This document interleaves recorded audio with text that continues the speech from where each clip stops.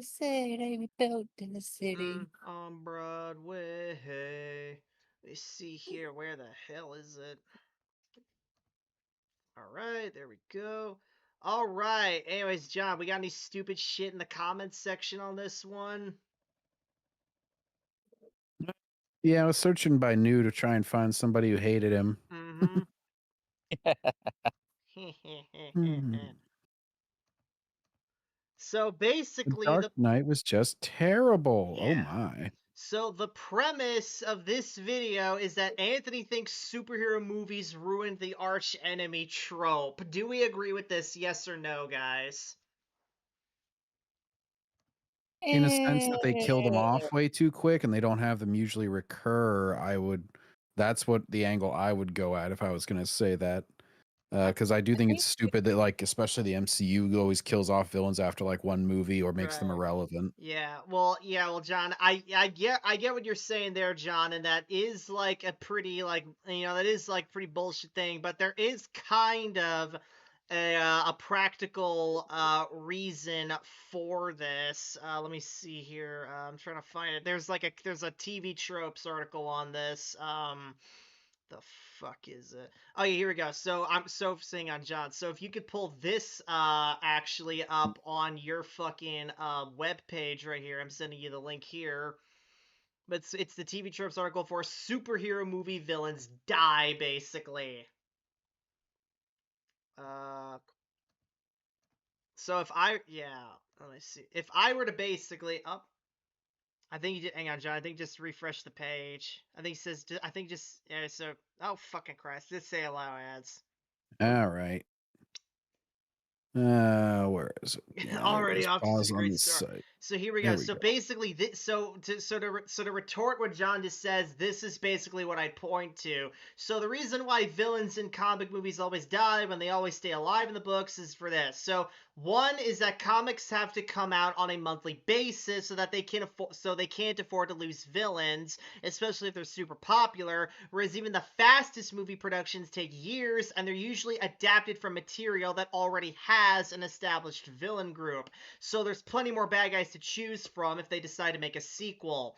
Also, the villain's death leaves the story at a natural conclusion to the point that it's the standard ending for an action movie, which most superhero films are. The other reason for this is that it attracts big name actors to the films without any strings attached. So hey, maybe this big name actor, John scrolled out, just wants a good paying gig without devoting the next 10 years of his life to being in the same franchise. Maybe he already has another franchise and therefore can't commit to being in multiple movies, but he wants to work within the franchise or with a specific director. If you're a villain that'll die anyway, then things will become less complicated. There's also trademark rights, but I'm not going to get into that. But basically, the gist of it is that the movie needs to use the villain or else they lose the trademark to the character and thus the whole movie can't happen basically. So that's basically it. So John, Um, that's pretty those are much it. pretty lame reasons to me because it's like they've done it in ways that they don't kill them off, first of Mhm. all. So, like the Joker at the end of Dark Knight, for instance, and I know they didn't know that Heath Ledger was going to die. So they left it somewhat open ended where he's clearly detained. And for any of the ones that aren't like uber powerful, like a General Zod or something, you can pretty well, even him, you could put him in like a kryptonite jail or Put him in the something. Phantom Um, Zone, yeah. yeah. yeah. And so you can leave it open ended without necessarily tying in the actor for 10 years. Like, just be like, obviously they can just agree to a one movie contract. And then if you convince them to come back, you can use the villain again. Mhm. So you leave it sort of like open in that sense, but still have the closure of defeating them. Right. Um, and then, yeah, the other one's about like, that it's like, yeah, so that kind of I'm kind of covering the natural end to an action movie. It means they have to die or something with that too. Like I understand certain ones can die, but I don't know. A lot of them they could just kind of leave them like especially the ones that like rely on gadgets or something. It's like I defeated you and broke your toy. Now I'm putting you in jail. Yeah. It's like I and some movies do like hell. I'll give praise to fucking Aquaman where they put what's his face the Black Ocean Manta. Master. Oh yeah, Black No, Manta. Yeah. well, Black Manta was pretty heavily featured in the first one, and then he became like the main villain in the second one, which Mhm. the second one, they were still shit movies. Yeah. But at least in that regard, they were like,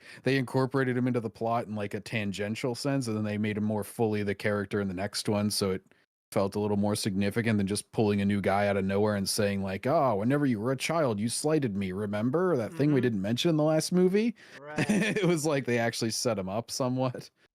So yeah, Evan, Yeah. Evan, what are your thoughts? Like, do you think superhero movies killed arch enemies?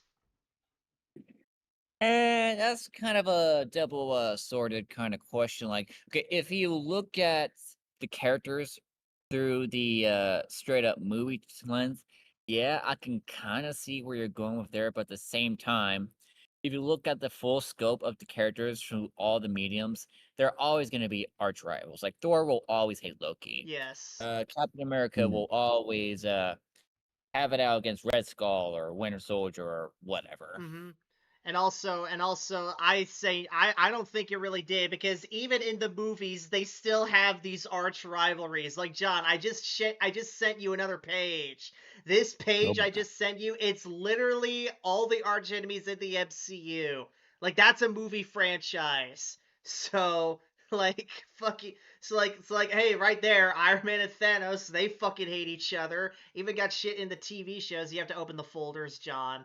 But so like, so Iron Man has a fuck ton. Captain America has a fuck ton. It's like, so it's obvious as all hell that it obviously hasn't. So no, Ant, it hasn't. You're just making a mountain out of a molehill here. This is another fucking. I'm willing to. I haven't watched this video beforehand, but I'm willing to bet this is another fucking filler video of Ant's where there was nothing relevant in the news for him to latch onto, so he just had to pump this video out. Also, Oh hell, no, it's gonna be there's gonna be a new term for the liberals to use, omnicidal. omnicidal maniac. Yeah.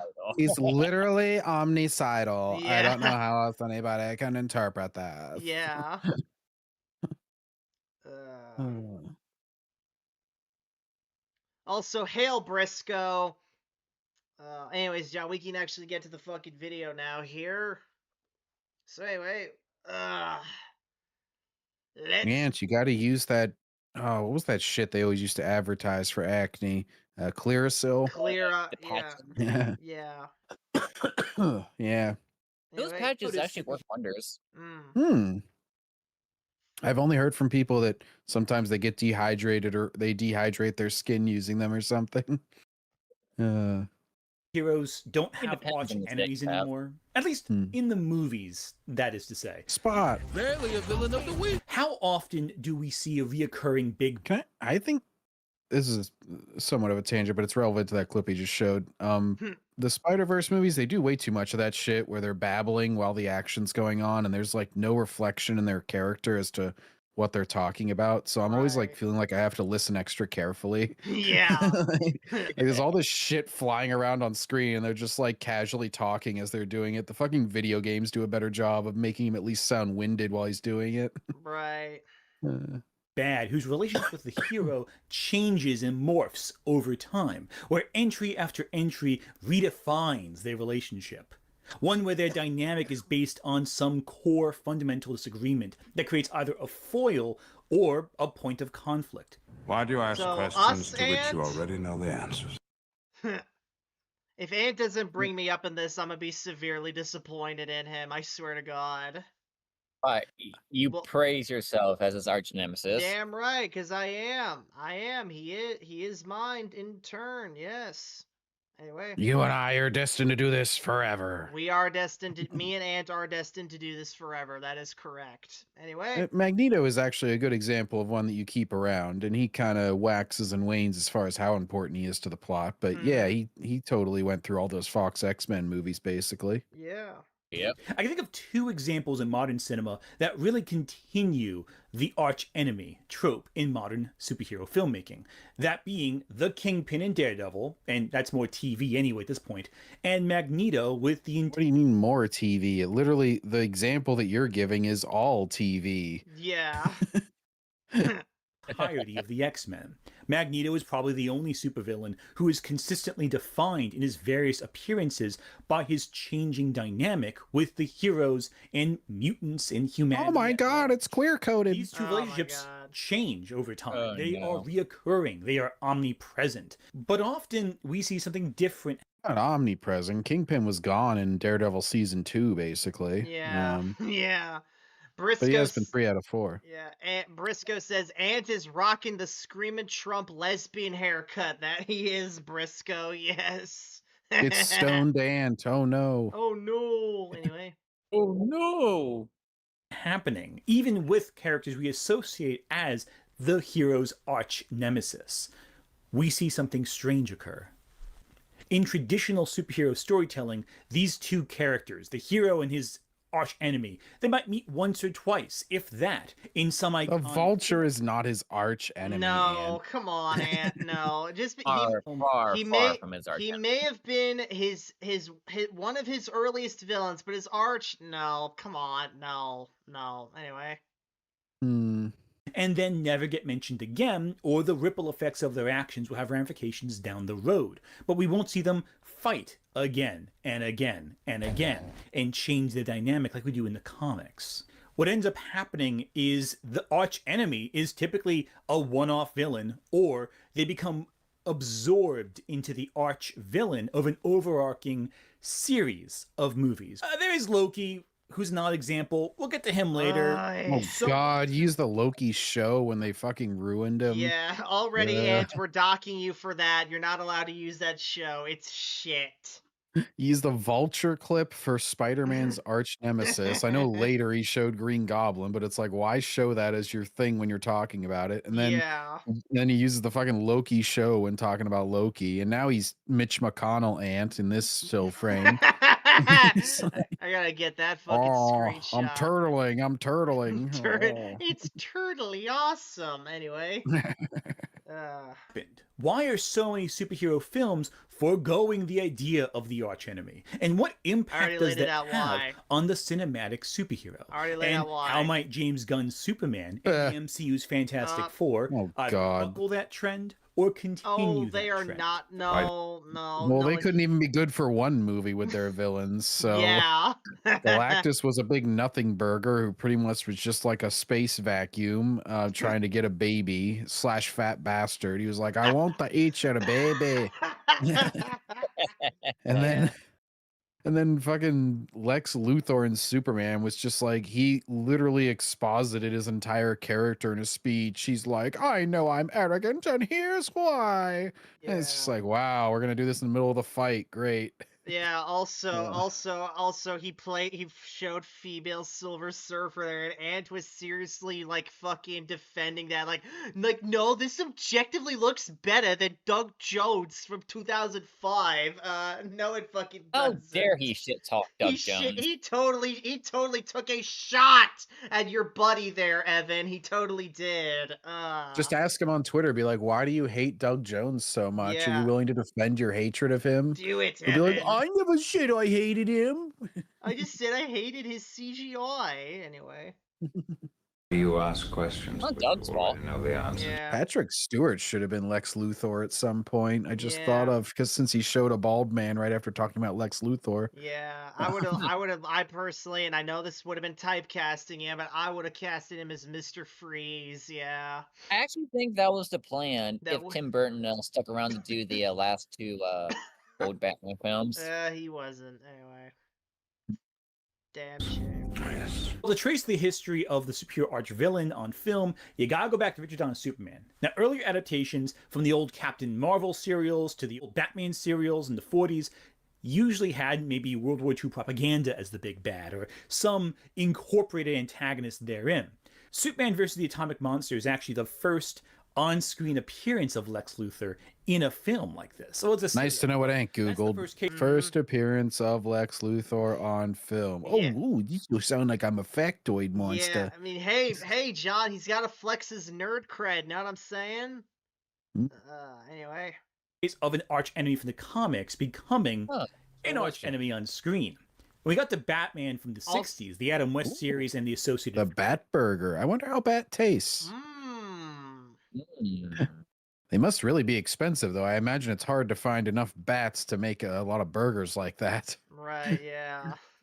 I think they probably use every bit of material in the bat, like the bones, the Mm. organs. They grind it Ah, all like together to this meat like patty. yeah, Oh. chop suey or sausage style. Yeah. Anyway. And that's how Film. COVID came to go, Oftentimes, huh? Batman Oh no. Well, that was only after somebody fucked the burger for some reason. Then it Yes. made COVID. Yeah. would face off against one of his many villains: Joker, Penguin, Catwoman, Riddler, etc. Egghead, apparently. When it came time for the movie in the 60s, they figured rather than give Batman a climactic battle with his most iconic villain, why not just get a bunch of them together and have them be the collective team up of Mhm. A villains? Legion of Now, it's interesting Doom. too is while Batman's main arch enemy is the Joker, as we all know, the main villain of the Batman movie is really the Riddler. He's the one really pulling all the strings and planning everything out. Really? Because Joker is Penguin was more kind of of the a one organizing them all, I must say. Riddler was just the brains, if anything. Also, let's be honest, this movie wasn't exactly going for comic book accuracy. No, It no. was it dialed up the silliness to 11. Yeah, And I know early comics were silly, but it wasn't like the same way, really. right, yeah. henchman, essentially. Almost the muscle in a weird kind of way, which is counteractive to how he usually is in film and comics today. Yes, But we when it came know. time for Richard Donner's Superman movie, Is that how a warped brain like yours gets its kicks? By planning the death of innocent people? No. By causing the death of innocent people. he set up a singular villain in this film and set up a villain in the next film, Superman 2. Lex Luthor is the villain of Superman the movie, with General Zod appearing at the beginning to set the stage for Superman 2, which Donner was also planning on directing, and did direct some of before being removed from the production. The late Gene Hackman would appear as Lex Luthor in 3 of the 4 Christopher Reeve Superman This reminds me of those stupid shills that were like, "Oh, the best Lex Luthor portrayal ever by Nicholas Hoult," because No. he exposited his character. They just love that part because they're too stupid to read a character, so they have to have it spelled out for them. Nah, Clancy Brown is still the GOAT. Anyway.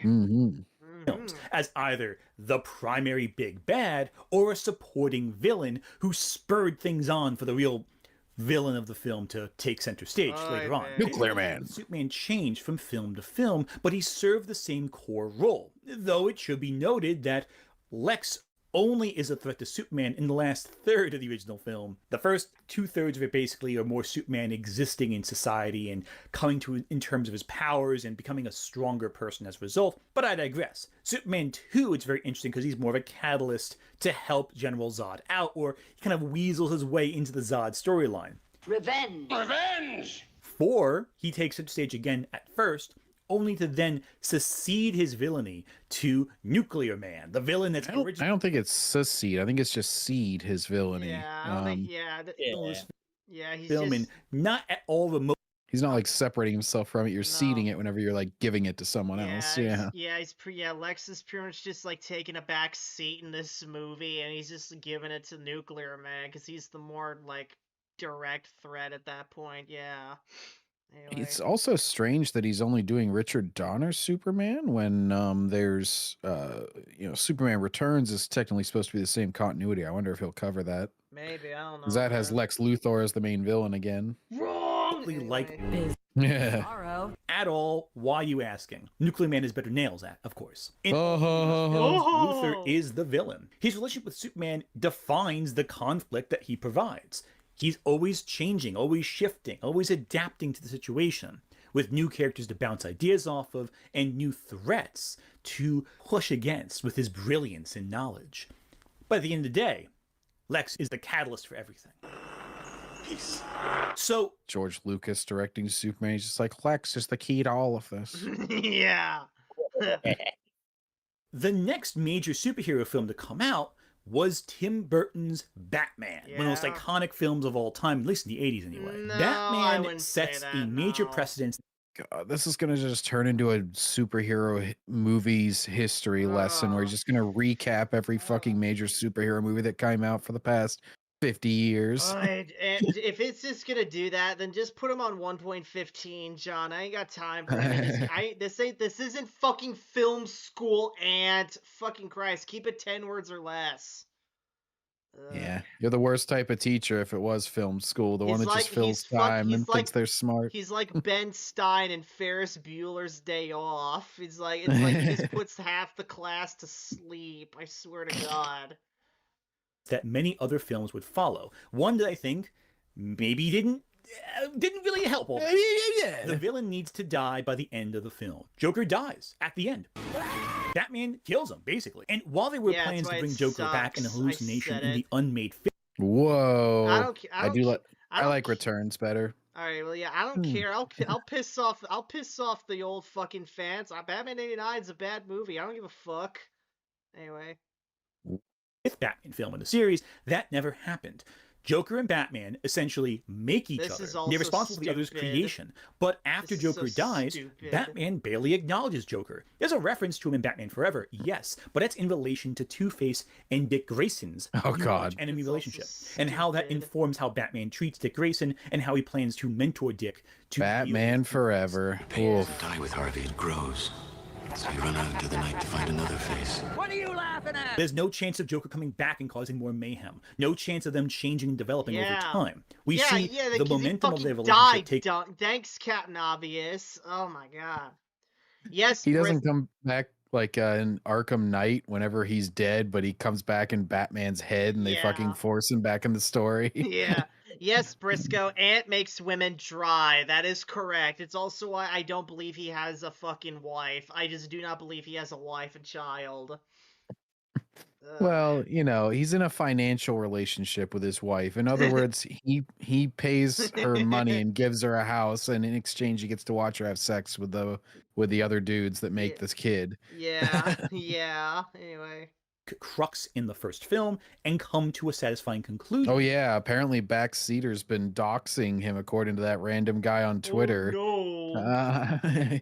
You have anything to say for yourself, Backseater? No, all I've been doing is asking for him to post pictures to prove they're real. How horrible of me. Yeah, that would be voluntary by him and very much not what we would call doxing in any sense. No. That leaves no room for continuation. There is no room for the trauma of the Joker lingering over Batman. And while I have made theories about how that movie impacted Batman's... Nobody cares about your theories. Yes. That's not no quite one the same cares thing about your opinions, period. We're just watching this to clown on you, bro. Joker himself coming back again and again. As fans of the animated series and the comics can tell you, Joker's relationship with Batman is defined by the fact he never leaves Batman alone. Joker here! Comes back, always to push the grounds in some new way to upset the status quo that Batman has set up for himself. Without this status quo being established, it seems like something's missing from the Tim Burton and Joel Schumacher Batman films. A real arch enemy that comes back. It's always a new villain who always takes center stage. Okay, I mean... I'm not going to compare the Joel Schumacher and the Tim Burton ones first. I know they're the same continuity, but the silliness is dialed up 100-fold in the Joel Schumacher. They're like not even serious films. Oh, apparently not anymore, John. Apparently, according to DC, apparently the two films by the two directors, they're different continuities now. Apparently, they separated them now. Oh, that's just because they probably want to do some CGI continuation of the Tim Burton films because they know that they're held in more regard now. Yeah. And they're always bigger than the last one. Seemingly, anyway. I do want to point out the next major film franchise come out after Batman was the X-Men. Anchor Arms Bane. Yeah. Oh, look, he's just going to do the recap of it. Now, he didn't cover the Phantom with Billy Zane, so major hole in your nerd knowledge there, Ann. Yeah. Hey, did you cover Spawn either? No. Blade doesn't count because he kills all of his enemies. He's a vampire. John Leguizamo as the maggot clown. Yeah, the Violator, yeah. Vampire Slayer, though there was an unfilmed ending that was rejected that would have teased Morbius coming back. Obviously, due to rights issues, this never happened, and Morbius is safely defined by his relationship with I don't know, Matt Smith's dancing guy in the Morbius film. I don't know what to tell you that. But the X-Men films, they established a number of villains who did reappear throughout the Fox franchise. Magneto. He just has the most basic. He always brings up the fucking scenes that everybody's talked about 5 million times. Like, that's the scene that everybody talks about in Morbius. Right. It's like, that silly dancing scene, guys. Am I right? See, I watched Morbius. I'm like, no, you just Googled funniest part of Morbius and watched that. Yeah. Although you could have asked my Saber- buddy on Discord Shrunk, he literally has the whole Morbius movie linked. If you ask him, he'll literally just send you a link and it will show a whole pirated version of Morbius. He just keeps that on hand. Yeah. Yes. He posted it on our wrestling server one day, yelling, "It's Morbius! It's Morbin time!" And we're like, "How did you manage to do that?" Well, I'm sure it's not hard to find a pirated version. It wasn't exactly a big moneymaker. Yeah. Mystique, Stryker, and even the unseen Nathaniel Essex are reoccurring threats that impact the entire narrative across decades. X-Men remains, I think, the best example of how the arch enemy can work and improve a story, because each reoccurrence of these characters allows these characters to evolve X-Men and still grow. killed off some of It's their some- villains, like Stryker here. He Mm. fucking dies after this film. So clearly it doesn't, Yep. Ant. It's like, Ant hasn't even like set any qualifiers yet. It's like, okay, well, what qualifies that they fail? He hasn't officially done that, but the only one so far is that they die. So even by his own like lacking in qualifiers, it's like the X-Men films still fail at this. Because like in the first film, Toad dies, Sabretooth dies, fucking Senator Kelly dies. I mean, he's not exactly an antagonist, but he's a recurring character who antagonizes them. Fucking He's a blob man. Yeah, he turns into a goop, and he turns into goop. Yeah. In this film, Stryker dies. Fucking Deathstrike dies. And the next, I think that this, I think fucking I don't know, the kid. I think the kid they used to make the seizure machine. I think that kid dies. Then in the third movie, fucking who in the third movie dies? Dark Phoenix dies. Fucking Psylocke dies. Porcupine Kid dies. I think Juggernaut dies. So yeah, these films fail even by his own metrics. But Or maybe- Backseater, Stryker comes back in the prequel. Yeah, because that's totally the same as coming back for the sequel. Yeah, sure. Okay. Next. Surprising how Stryker, bringing him back to the past, actually enriches the idea of Gotta get back Prequel. to the past Stryker's ass. Yes. Anyways. Stryker as this omnipresent Stryker. human force that ruins the lives of mutants. And of course, Mystique, while I don't like what they did with her in Apocalypse or Dark Phoenix, He hated the fucking poster where Apocalypse was choking her out. Let me guess, that was it. Jennifer Lawrence was pretty cringe in that role. You could tell she stopped caring about Yeah. it. Hail Zeo Gold. I would argue that Jennifer Lawrence's finest hour was No Hard Feelings. I didn't even know that one. Yes, Zeo Gold. Anthony did look at these movies on Google. There you go. Next. back to the past and having her have this shared history with Beast, Professor X, and Magneto really helps enrich the story. And makes X-Men 3 more frustrating when Magneto just dumps. Yeah, that was actually a really stupid part if they're going to say that they're in the same continuity, because there's no fucking hint at that in the original 3 X-Men movies that they knew Mystique in the 60s. Nope. Like, Professor X is never like, Mystique, we grew up together.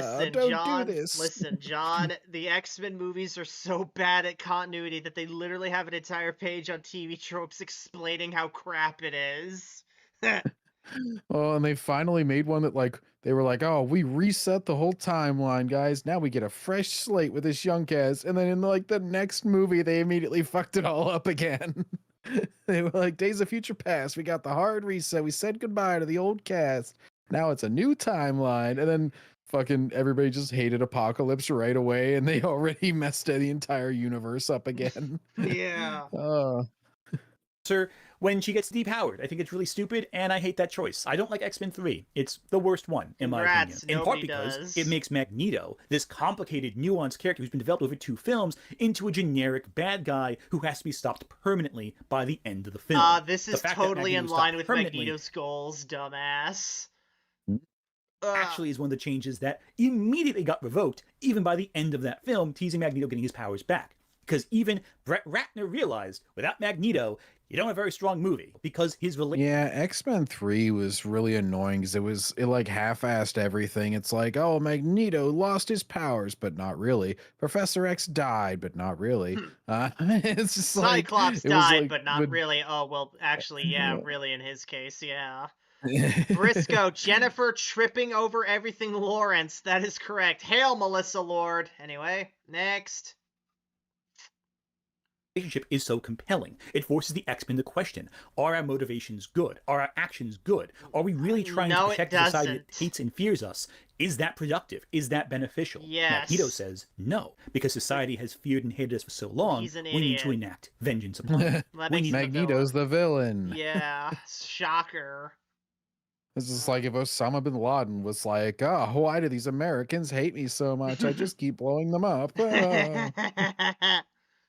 Fuck. Take dominance. Or, interestingly enough in the films, at first, he tries to find a peaceful-ish solution by turning society, all of humanity. Wonder if Ant will make an essay about the sand people in Star Wars. No. I'm probably about to get banned on Twitter because I forget one of the shills was talking about the sand people, and they're like, oh yeah, actually no, because it was on Mr. Grizzy's post. Yeah, about Simon Davies. yeah, about how stupid they are being defending it. And I'm just like, just a reminder that the sand people are an inferior culture and slave and barbaric slave traders. Just that people are gonna be like, he's clearly saying Muslims. I'm like, no, we're talking about Star Wars.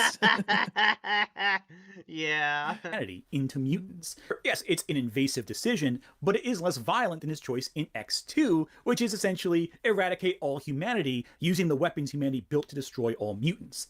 You know, it's interesting. That inversion shifts the characters. And again, the idea of different arch enemies interacting and the 2 characters changing as a result, that's interesting, I think. I think that's not inherently interesting. That could be boring or interesting depending on how the film's written, as evidenced by the fact that Magneto is in basically all the X-Men films, but they are wildly varying in quality. Yes.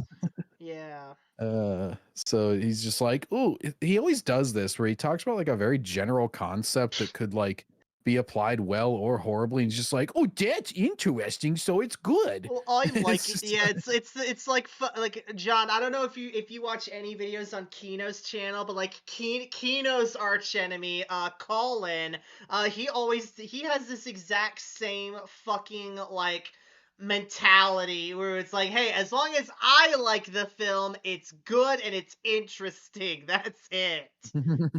Fucking Colin. Like, there would be these shills back in the day on like the whole Collider and Popcorn Talk network, which is always like the most insider like Hollywood people, and so like there'd be certain ones that'd be like, you know, it's called like DC movie news or whatever, so you know it's fucking biased and sponsored, but they'd be like, oh, you know, as long as like if there's a Batman sidekick in it, I love it. I just love things with the Batman side. It's like these fucking random ass concepts that's like it gets an automatic A+ if you just throw this thing in there.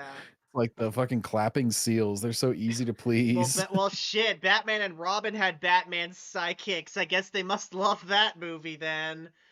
Oh, well, for that one, they'd probably pull the typical shill thing of like, you know, oh, I know it's not everybody's cup of tea, but I grew up with it and I love it. It's like they always use the childhood excuse or some shit. Yeah, hang on. Zeo Gold says Anthony's forgetting that Mystique is a cold-blooded killer in the movies and comics. No, Zeo Gold, you got it wrong. Mystique was just an innocent lesbian woman who was forced to do bad things. All she wanted to do was raise a happy little family with destiny. She just wanted to raise Kurt and Rogue as her kids. That's it. Fucking dykes. Anyway. Having Emma. Oh, you're referring to the comics. I was like, I don't remember this part of the movie. Yeah. yeah, I remember now. Yeah. Be this reoccurring villain from First Class into Days of Future Past, killing her off between films reduces the growth Emma could have had, especially when you look at how Emma Frost. And don't be. Oh, there you go. Ooh, damn, nice. I was Ooh, just gonna say, don't be a coward. Show January Jones whenever she had her cleavage out, but you know you did it Yeah. with the comic characters, so that's yeah, okay. yeah, we'll give you a pass on this. Yeah. Although I gotta say, I do not like this big furry X costume that she's got going on back here. I think that's her Hellfire Gala crap. That story was so ass, man. I'm sure Purist, if he were still alive, he would have some choice words about that shit. They were still alive. Yeah. Grows in the comics. Rip Becoming Purist. first Yes. a member of the Hellfire Club, one of the most dangerous mutants alive, to becoming a dark parallel Professor X, training her own group of mutants to fight the X-Men, to becoming ultimately a part of the team under the Grant Morrison run, to having this antagonist Grant relationship with Morrison's Kitty run Pryde first. retcon Xavier's fucking how he got his powers. So no one wants to see that. Sorry, Aunt. No. Damn, is Kitty beating the shit out of Emma here? I don't know, man. Probably. During their first couple of Why are they making women fight each other? This was clearly written by a man. Highly sexist. Women should lift each other up. Hang on, Zio Gold asks, yikes, Backseater, does Pastor Steven Anderson write your scripts? I don't even know who that guy is. Also, he doesn't do scripts, clearly. Yeah, fuck scripts. Anyway, next. Well, no, then the pages will get all sticky. You don't want to do that. Yeah. appearances, Steve only to Anderson, shift that over American time. preacher, Oh, founder this of the is- New oh, this is- Fundamental Baptist movements. He's Yeah. a pastor of Faithful Base Baptist Church in Temple, Oh. Arizona. He shares views where he criticizes the Catholic Church, Eastern Orthodox Church, and other Christian denominations. Also, again, this is more of Ant's bullshit, where it's like, oh, all comics are canon. You should accept every retcon right here. It's like, I just want to say, y'all, no, do not accept every comic book written after 1999. Just stop when you hit Y2K when you're reading Marvel and DC. He Anyway, also has advocated for the death penalty for homosexuals and prayed for the death of former U.S. President Barack Obama and Caitlyn Jenner. oh, okay, moving on. Damn. And have Kitty Pryde depend on Emma. Have the two form a mutual respect and This development. is so stupid. What the fuck was that costume anyway? I don't know. I think it's when Kitty joined the. I don't know. It's got like, it's like, you know, this part's normal. It's like a vest or whatever. And then it's got like this random bit of cloth just like for around the neck and pointing down into her cleavage. Yeah. Oh my god, dude. Emma doesn't even have a fucking hand down there. Look at her left arm. She doesn't even have a fucking hand. Clearly, Kitty is helping her phase through the wall, Backseater. Oh, fuck off with that shit. This is They- the crap I can ass. tell you, This art is they did- shit. they also just didn't want to draw a fourth hand, and they wanted to save a little bit of time on this page. They're like, just have her still phasing through the wall whenever we finish. Yeah. Yeah. Have the two Yes. form a mutual respect Yes, and development. Zio Gold. I'm a geek, and I know that hang on. I'm a geek, and I know that not every comic is canon. Anthony is giving Jerry Pete ammo. That is correct. Oh fuck, man. That's interesting, I think. Even Sabretooth, who is defined by reoccurring in the comics again and again and ruining Wolverine's life, in the films has this interesting dynamic. Well. Can you come up with an adjective other than interesting? Jesus Christ, everything's fucking interesting in this video. I don't think Ant owns a thesaurus, John. I'm gonna be real. I don't think he does. You should get together with Emil and they can give a great in-depth review where they just call everything interesting and great and bay. Yeah. Mike Cassie says, I remember this low-quality IDW comic a couple years ago where they made Mace Windu look like a Halo brute. Yeah. Oh, fucking Christ. Like, they always I've hire... had it with these motherfucking humans on this motherfucking space station. He there's, just yeets them. there's so many, like, comic book artists that are just absolute crap now. I swear to God. What happened to good artists?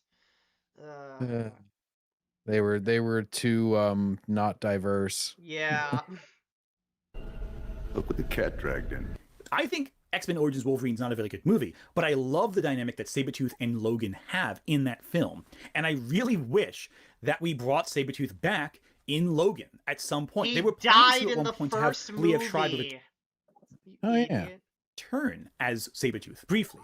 as like a broken old man, essentially. Frankly, I'm a little disappointed. I think that the villains for Logan work very well because it plays into the idea that humanity is ultimately the X-Men's biggest villain. But I do wish we saw Sabretooth again, as opposed to Humanity seeing is them X-Men's fight in. biggest villain. Meanwhile, Wolverine's archenemy, a mutant. The X-Men's as a whole's archenemy, a mutant. Great, great going there, Ant. Yeah. I also love how he doesn't think about the story or like how to integrate him at all. He's just like, I think he should have been in there. And it's just Yeah. like, this is what impresses you people. Just character appears. Zeo Gold says, am I the only one who thinks of the Muppets when I see Anthony's face? Ooh, Zeo Gold, that gives me a good idea for the thumbnail. I'm gonna get ChatGPT on that. Hold up. Make a Jim Henson version of this person. A Muppet version of this photo. There we go. Just gotta let it upload. All right. It's funny because I'm looking at, I got the Frankenberry, Count Chocula, all the Halloween cereals, and they all have Jim Henson versions this year, so they're all fucking Muppets on the cover of the box. All right, so so I got the image being made on ChatGPT right now, so all we gotta do is just finish the video and I'll post what it looks like in a bit. Next. Ant's gonna be like, this is AI swap, how dare you? I actually made like a crying version of his YouTube profile pic, and he's like, really? You had to use AI to make that? It's like, yes, Ant, I can't draw for shit. Also, I'm not gonna waste any more time than I need to on you. Yes, yes. Alright. Deadpool Wolverine, where their interaction is reduced to a gag. It really undermines the effectiveness of Sabretooth as this reoccurring presence in Logan's life. We're not. Yeah, because it wasn't. But I want you to take everything I just said and compare it. Yeah, really. It's like, holy shit, dude. You just want a different movie. Like, just say you want a solo Sabretooth movie or some shit. Like, quit trying to shoehorn him into every plot as more prominent that he is. Yeah. Uh, Here we are now. Spider-Man. It's just never, and my whole point with that, like, just bringing up the character and saying like, oh, I think he should have been in there. It's like, you're supposed to think about the story first, and then if you think, oh, I need this role fulfilled, oh, Sabretooth would fit perfectly in here. Instead, he's just like, no, I want character, so plot be damned. Yeah.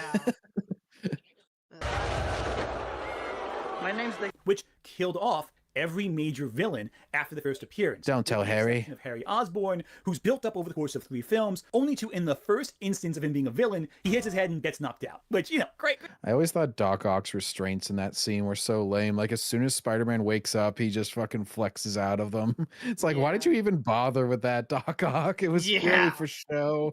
You put like some little string around him. Yeah. Great decision. Great choice there, buddy, to build us up and then give him amnesia. That was a smart choice. What's interesting is that throughout the trilogy and the Mark Webb duology, the big bad is arguably Norman Osborn. His presence exists throughout the entire franchise. It's Oscorp that funds Doc Ock in Spider-Man 2. This is a breakthrough beyond your father's dreams. It's Osborn's legacy. And villain. Thanks, Ant. We know about this shit. It's also been like this in the games, the recent games. They've been teasing fucking Green Goblin for 2 games now. Oh, except for that Miles one where they randomly made you try to care about the race and gender swap Tinkerer. There it is, guys. I know what's on the fucking thumbnail. Right fucking there. Look at that shit. Uh-oh. Oh, yes. Look at this. I have the stream playing on my phone. I'm seeing. Look at this. Look at this, y'all. Oh no, he's like which Muppet character is that? Ernie. That's yeah, he's the one with the orange nose. Yeah. It's like, Fucking hey Bert, I'm a bad YouTuber, Bert. I turned into a bad YouTuber, Bert. I make video essays. I have a wife that's fake. I have a kid on the way that's fake. They have a lot of filler, Bert. They're only like 5-minute subjects, but I make them at least a half hour long every time. I don't know why. I don't know why. Ernie, will you fuck off already? Go back to your fucking rubber ducky already. God. Oh, Christ. Influence of the old Green Goblin that influences Harry to become a new Goblin. First, we Zeo Gold's right. He looks like Webb Scooter, yeah. Yeah. Anyway, next. Norman Osborn and Oscorp are responsible for just about everything that happens. From all the villains' origins being tied in with Oscorp, to the very spider that bites Peter coming from Oscorp, to Norman Osborn's dark influence driving Harry to further villainy over the course of Spider-Man 2. Everything comes back to Osborn, which makes it so strange that Spider-Man and Norman Osborn only interact in one film, the very first Sam Raimi Spider-Man film. Here's the real truth. Bizarrely, Well, yeah, he dies in the one, and he was barely teased in the other one. Mm-hmm. Of course, they only interact in Oh, one that of them. face needs. Oh, I should have turned that face into a Muppet right there. I swear to God. Duh. Duh. Norman Duh. and Peter never interact on screen in the entire Mark Webb duology. In fact, Norman only It's has only one 2 fucking movies, and one of them was about the lizard. What do you mean the entire duology? You act like this is such a shocking fact. Oh my God. scene on screen, and it's threatening Harry Yeah, with they're the obviously goblin virus or whatever it is. saving him for an ASM 3 ants. Like, come on, like, cut them some slack. Fuck. Backseated. Did you know Ra's al Ghul isn't even in the entire Tim Burton duology? I mean, geez, it's so shocking. It's like, okay, so what? It's Like, so, not everything is going to be in 2 movies. I don't know what to Yeah. tell you, bud. yeah, it's like, oh my God. Anyway, next. That he has, like the weird genetic defect that he needs Spider-Man's blood to fix. Amazing Spider-Man 2 is a weird movie. I don't know what to tell you. It's just a strange choice of That's 'cause it decisions made creatively. sucks. Just Now, say granted, it Norman and the other sucks. villains No, you just say it's weird and smile so that you're not insulting anybody, and then you can say it's charming because it's weird. Hang on, Zio Gold Would says, we- fun fact, there's a real life Peter Parker and Norman Osborn. They're neighbors in New York. Oh shit, what the fuck? Really, Zio Gold? What? Huh. They both took over their parents' houses, who were both big Spider-Man fans. They're like, we should name our kids this. Yeah. Wow. Small world. Anyway. The weird thing is that then, Doc Ock lives across the street. Yeah, Otto Octavius across the street, yeah. Gwen Stacy fucking walks past their houses and just has to run every time. The Norman Osborn's just like, I'm gonna get you. Yeah. turn much later in No Way Home, which illustrates several interesting ways characters can change and grow in reappearances, interacting with other villains. It's the Hell, multiverse. Yeah. Or the fucking lizard comes back and they do absolutely nothing with him. Yeah. Like even Andrew Garfield he just acts like he doesn't even fucking know him. Yeah. It's like, dude, he was your mentor. You know him. It's like, nah. Nah. Norman in that I'm just know here to this guy. catch this ugly version of NJ so that I can get my redemption moment. Yeah. movie swiftly establishes himself as Spider-Man's nemesis across multiple realities by ruining 2 different Peters' lives. In the case of the MCU Peter, he kills Aunt May, which is awful, but then he creates a scenario where Peter is forced to erase any reference of himself in society and in the memories of those around him. Essentially, In America. Yeah. Ugh. Interesting that Doc Ock and Oh, what a fresh start for him. I can't believe they're going to put fucking Zendaya in the 4th one after erasing all that shit. I'm like, oh, finally they can be free of her. And then they're just like, nah, we're going to bring her back. We've committed so much to this memory loss storyline. We kept it up for the ending of one movie. Yeah. Hang on. Briscoe Interaction that- says, okay, Briscoe just says hail the mic. Anyway, next. grows both characters. Then Tobey Maguire's Peter has with Norman, reuniting with him again. You would think there'd be a good chance to have these 2 characters who defined each other's roles in society have them meet in some way, but they don't, and it's kind of underwhelming. We do see Tobey's Peter stop Tom Holland's Peter from killing Norman. That's interesting, and it does imply some elements about their changing dynamic, but it's not as interesting as, say, a direct confrontation. Yes, it might usurp Tom Holland. If you're gonna go in depth and all this shit, can you say some more stuff other than it's interesting, for fuck's sake? It's getting old at this point.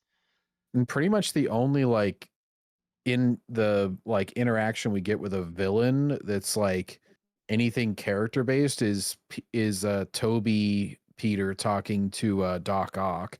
I don't think any of them other ones really interact on a deeper scale at all. No. Like they reference how they were made, but they don't really have the talk like those 2 did. Yeah, also Melissa says Zendaya's horrible. She's the fake MJ, and Tom Holland's Spidey sucks. That is correct, Melissa. I Holland's still, to Peter from this the main day, character the role best Spidey is still, to this day, Josh Keaton, God damn it. Anyway, next. Who's that? Oh, he was Spider-Man in Spectacular Spider-Man. He is, yeah, the voice actor in Spectacular. And I'm just gonna. Oh, okay. This is a very hot take. I despise the Spectacular Spider-Man theme song. You really, Evan? Really? You don't like I it? I never liked it. Oh, In what fact, the that song is the reason I never sat down and watched Spectacular Spider-Man the fuck? whole way through because that theme song just annoyed the shit out of me. Evan, you know you can skip the intro when you're watching on Netflix, you know, right? Yeah, but it was on TV when I was in fucking elementary school, Oh, and You can skip the intro to anything. It doesn't have to be on Netflix, yeah, but yeah. anyway, yeah, fuck. Anyway, Well, next. obviously the best theme song is still Spider-Man, Spider-Man, radioactive Spider-Man. yeah. yeah, that is the best one. temporarily, but it's a good character beat to have.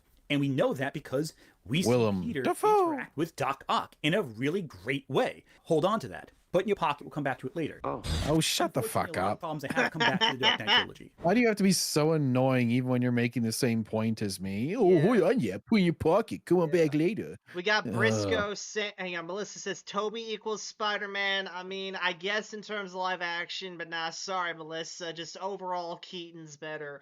Briscoe says, OMG, I just constantly think of the Ronald Reagan clip as this jerk-off talks.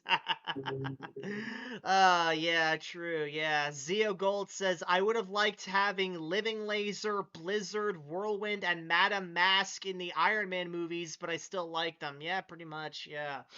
Anyway, next. I don't have to see you. Yeah, this also sucks. The Fuck impact of Batman Ra's al Ghul Begins. and Two-Face is felt throughout the final film, The Dark Knight Rises. But both Ra's and Two-Face die before that film starts. However, two enemies are alive throughout the trilogy from previous films, Scarecrow and Joker. Now, Scarecrow, I think, is poorly utilized, becoming increasingly less of a threat over the course of the trilogy. Remember, Scarecrow beats Batman in their first appearance pretty easily. Lighten up. So he's then beaten by Batman pretty quickly in the next fight. And then after that, Rachel Dawes tasers him and knocks him out. Dark Knight, Scarecrow is beaten easily as an afterthought by Batman. And by the time we get to The Dark Knight Rises, Batman and Scarecrow don't even interact. He's beaten off screen. In fact, the fear toxin I don't think is even used. It's very underwhelming and a waste of a really good character with a lot of potential. Congrats, you as made though the- being you made defeated the once complaint we all makes them did. impossible to ever be a threat later. Yeah, really.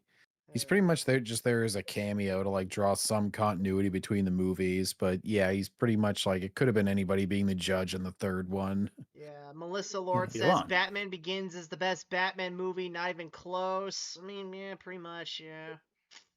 I still have problems with it though. But anyway. Live action. I probably Returns is my favorite. But that's just because I like all the villains in it. Mm-hmm. But I think the biggest disappointment from The Dark Knight is ultimately the Joker.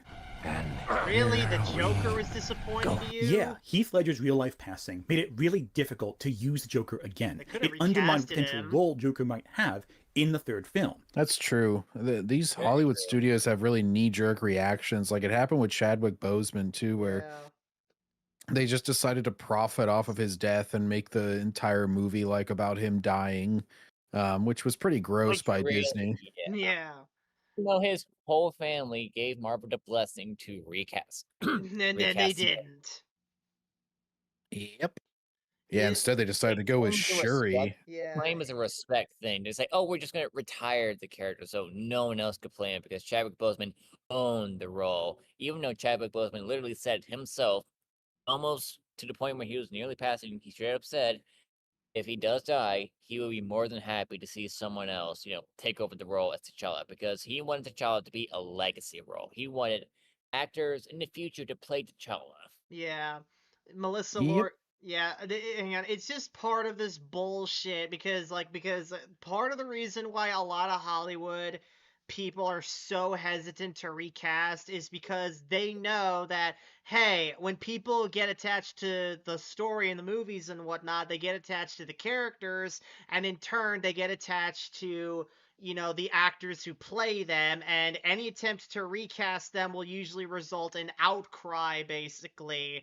And that's basically it. I think it's total bullshit. I'd be happier if I'm like you guys. I'd be happier if the character continued getting use, but you just recasted them. Like, it's just inevitable, because even if they don't outright die, they're gonna get old, they're gonna want to quit, they're gonna want to move on to other things, or in the case of fucking what's his face, Kang's actor, the fuck, Oh yeah. yeah, or in his case, just flat out get fired. It's like, it's inevitable that if you're gonna want to keep using these, you're gonna have to recast them eventually. Fan attachment be damned.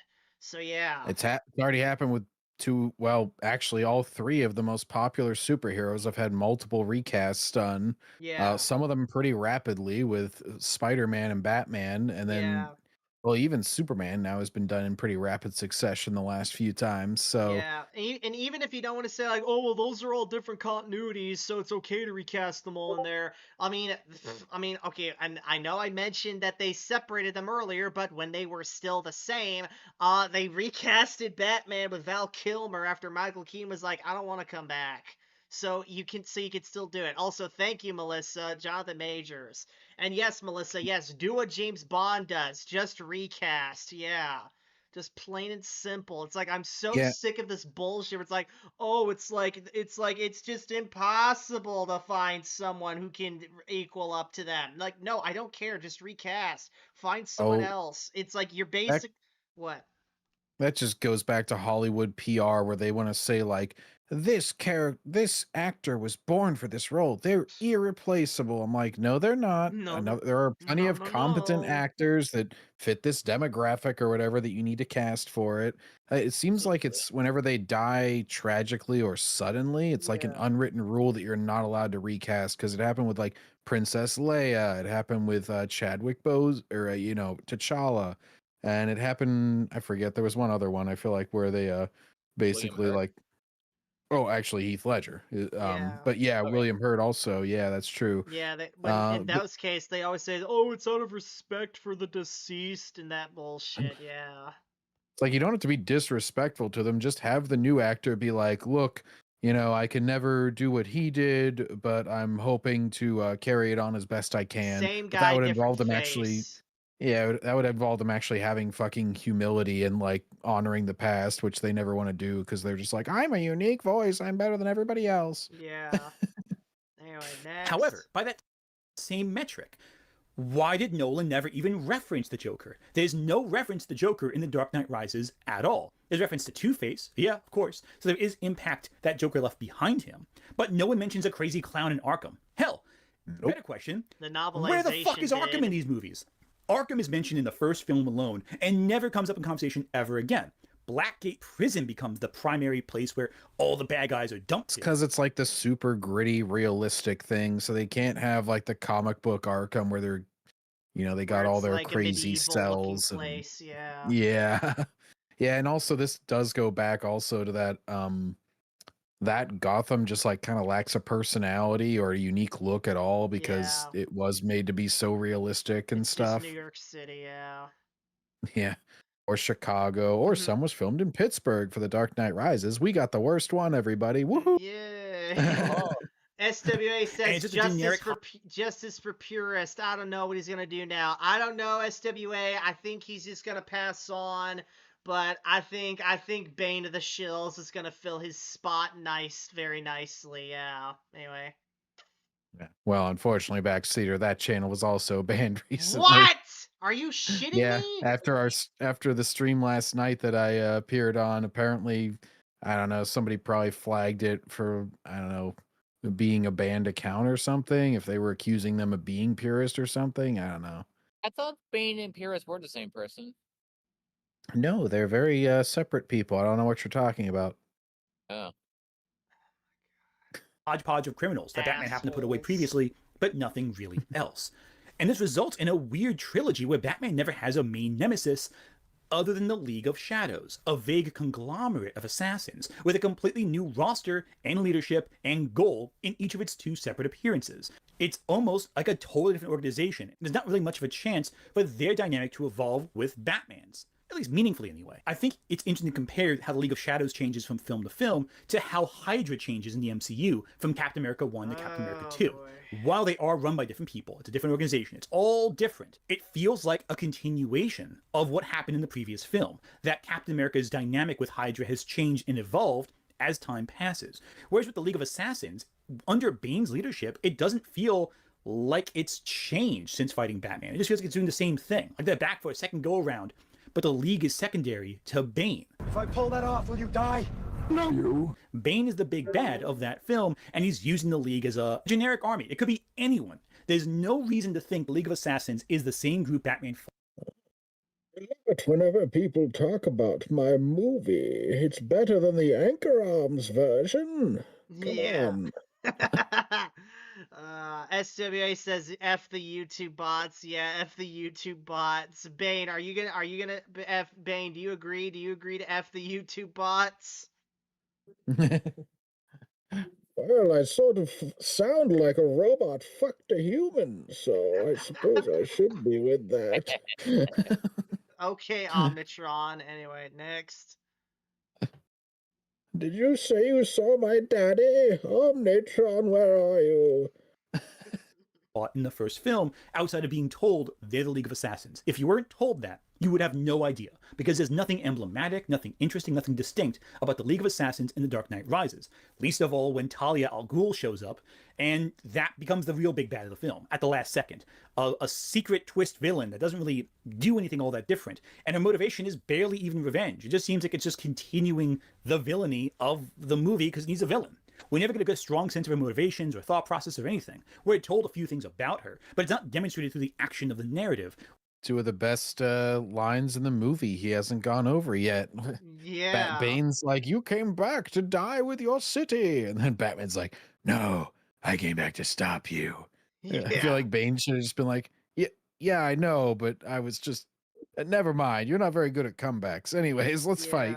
And then Talia al Ghul's like stabs him and she's like, Talia al Ghul, here to finish my father's work. I'm just like, what she's feeling, what she wants, and how her relationship with Batman establishes her as the true final boss Batman has to face. Hell, it would have been a better twist if Scarecrow was the secret big bad, because at least Scarecrow was there the whole time. His dynamic with Batman has shifted. His relevance has fallen so far, it would look like it came out of left field. No, Ant, no. Yeah, he's already been cucked several times, so it's like, how would he suddenly be able to outsmart Batman? Right. That there is some shared trauma between them. Their dynamic could change and evolve. That's what they do in the Arkham Knight game anyway. League of Legends. What? Death. But if you want a death kneel for the arch enemy does evolve. That's what they do in the Arkham Knight game anyway. Okay. Audio from Your Honor League of Legends by Luke Correa.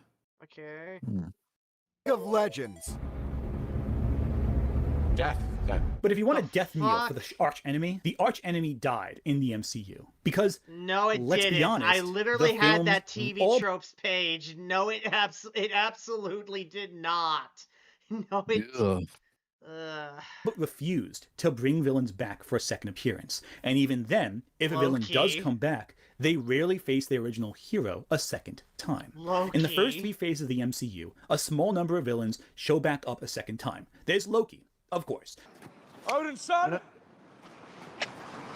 You had one job. But really think, who else do you got? We got Crossbones, who's a minor villain in Captain America 2 and Captain America 3. Still counts. There's Armin Zola, who started off as a minor henchman in Captain America 1 before becoming more of a distant big bad in Captain America 2 as the guy who allowed Hydra to infiltrate S.H.I.E.L.D. He's a very quick cameo and he's instantly nuked. Yeah. There's Thunderbolt Ross, who starts off as a Hulk villain before becoming a lurking threat in Cap 3 and Infinity War. And of course, there's Thanos. And there's just kind of a diplomat. He's not really the villain in that. It's not like he's in scheme with Zemo or anything. Yeah. too, right? Nebula and Loki are the two most interesting examples in the first 3 phases of the MCU because they both return to fight their respective heroes, but also, over time, grow and mature as characters. Yes, Loki they and had a Nebula's face arcs are turn. among the best in the MCU because they prove the missed potential so many other villains in the saga had. I also Really? guess Bucky kind of counts because he was a villain in 1, but he was also a supporting character in Cap 1 and then in Cap 3, so I digress. Same with Scarlet Witch, at least in phases 1 through 3. We'll get to 4 and 5 in a second. But the biggest missed potential, I think, is Red Skull. You don't give up, do you? Because he ultimately does return, but he is cursed to guard the Soul Stone at the edge of time, basically. And while his legacy is felt through Hydra, he himself is not given a chance to reinvent himself as Cap's nemesis. Even when Cap returns with the Soul Fuck, he had Stone a fucking in shit his time traveling choice, adventures dude. off screen, we never see how Cap Mhm.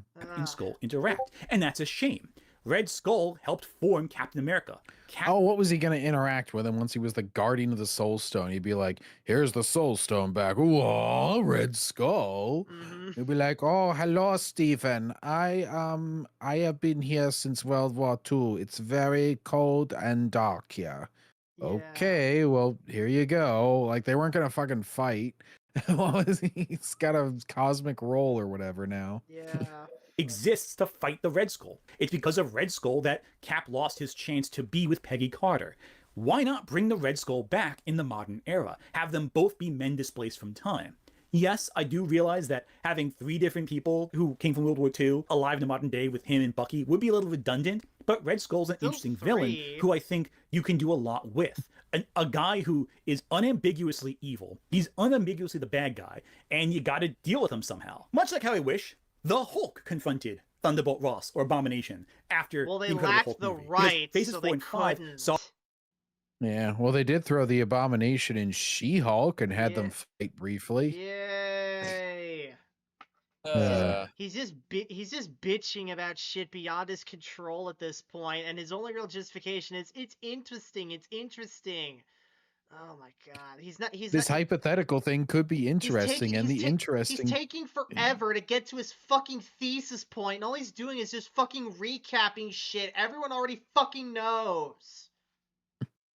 It's just like this character appearing in this film could have been interesting. He never says like how or like, you know, gives any example of like a story they could have done. He's just like, he just gives the most general concept and then says it'll be interesting. Yay.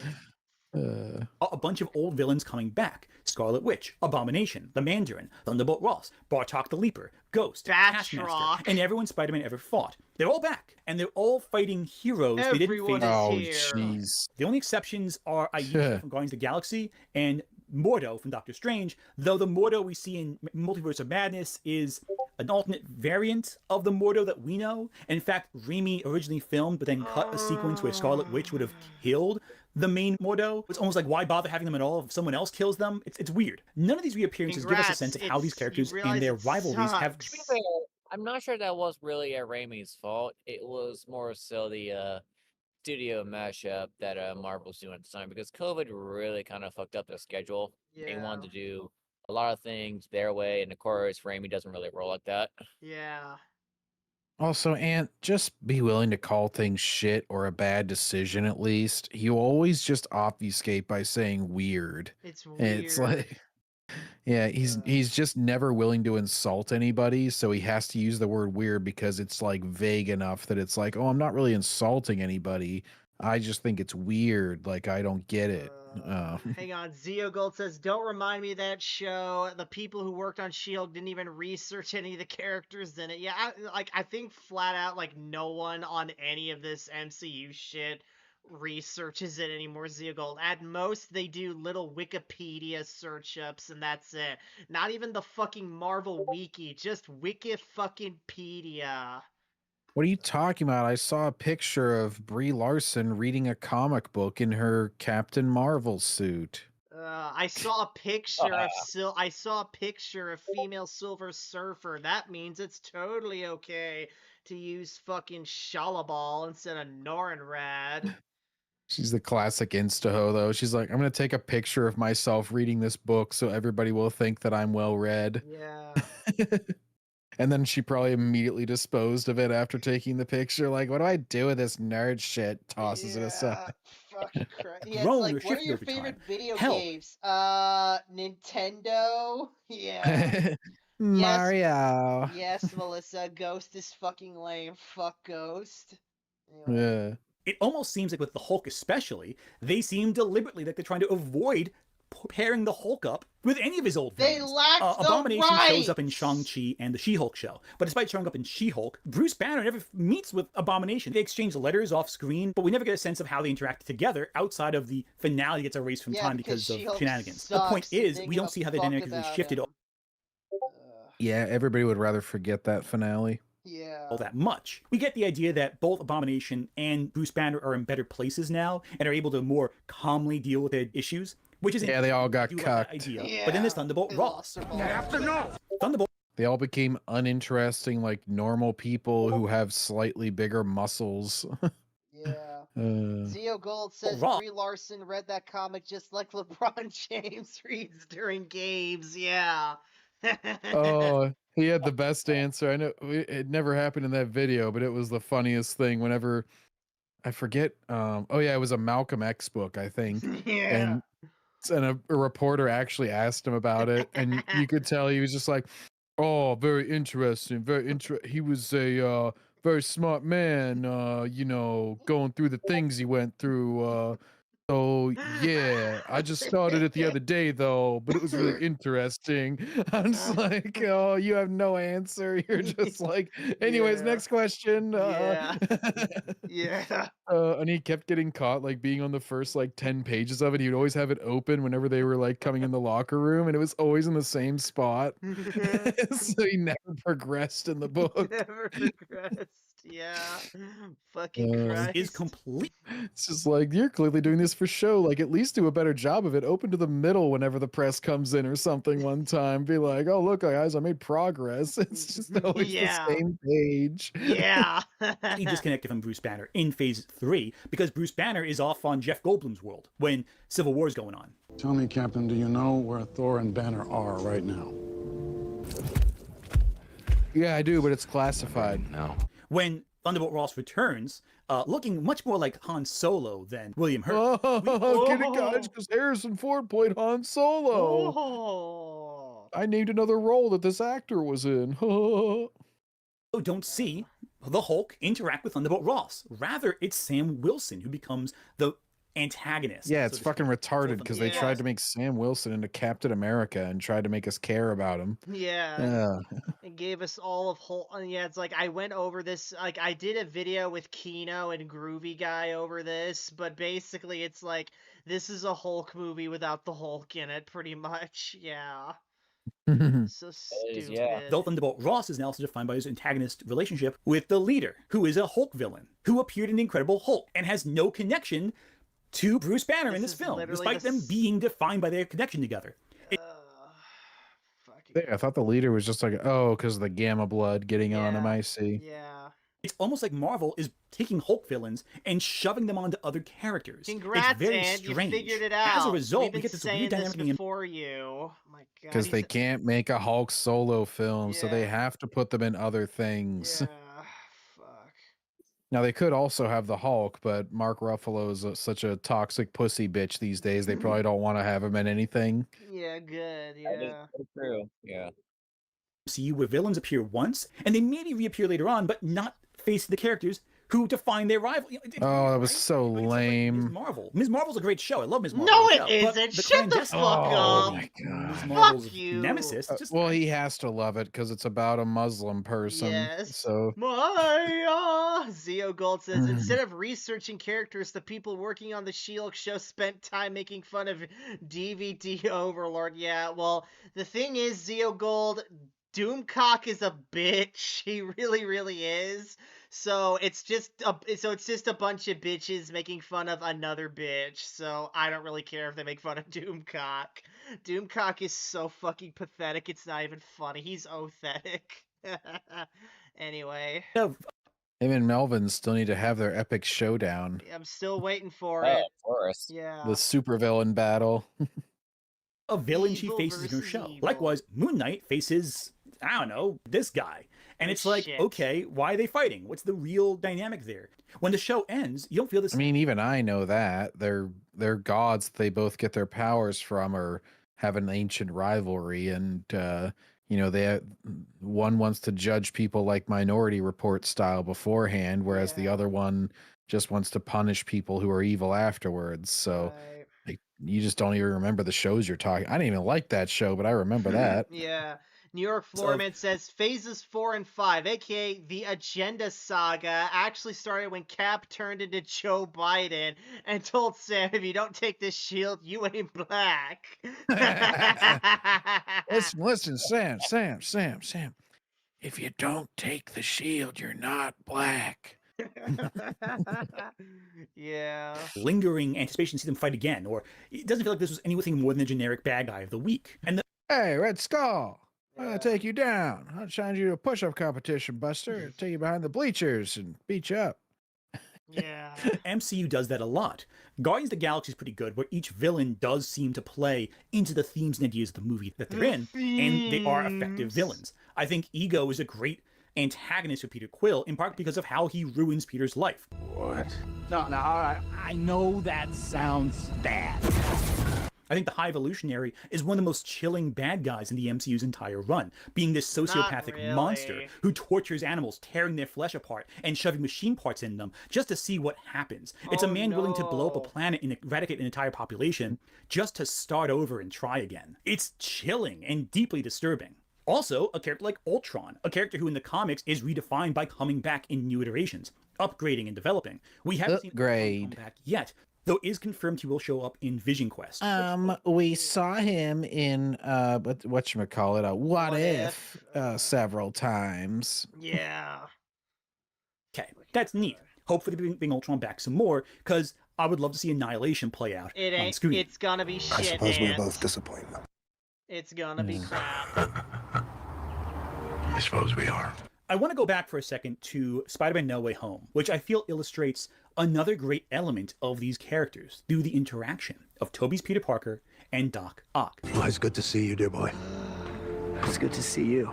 See, that's an often gets underutilized with the whole arch-enemy thing. Affection. There's an affection between Peter Parker and Doc Ock. Even though they confront each other, there's a strong sense of love between them. Well, they started off as affectionate with each other. Of course, that, like, the whole fucking plot of the movie is that the fucking chip is infecting his brain and he's getting too obsessed with his creation.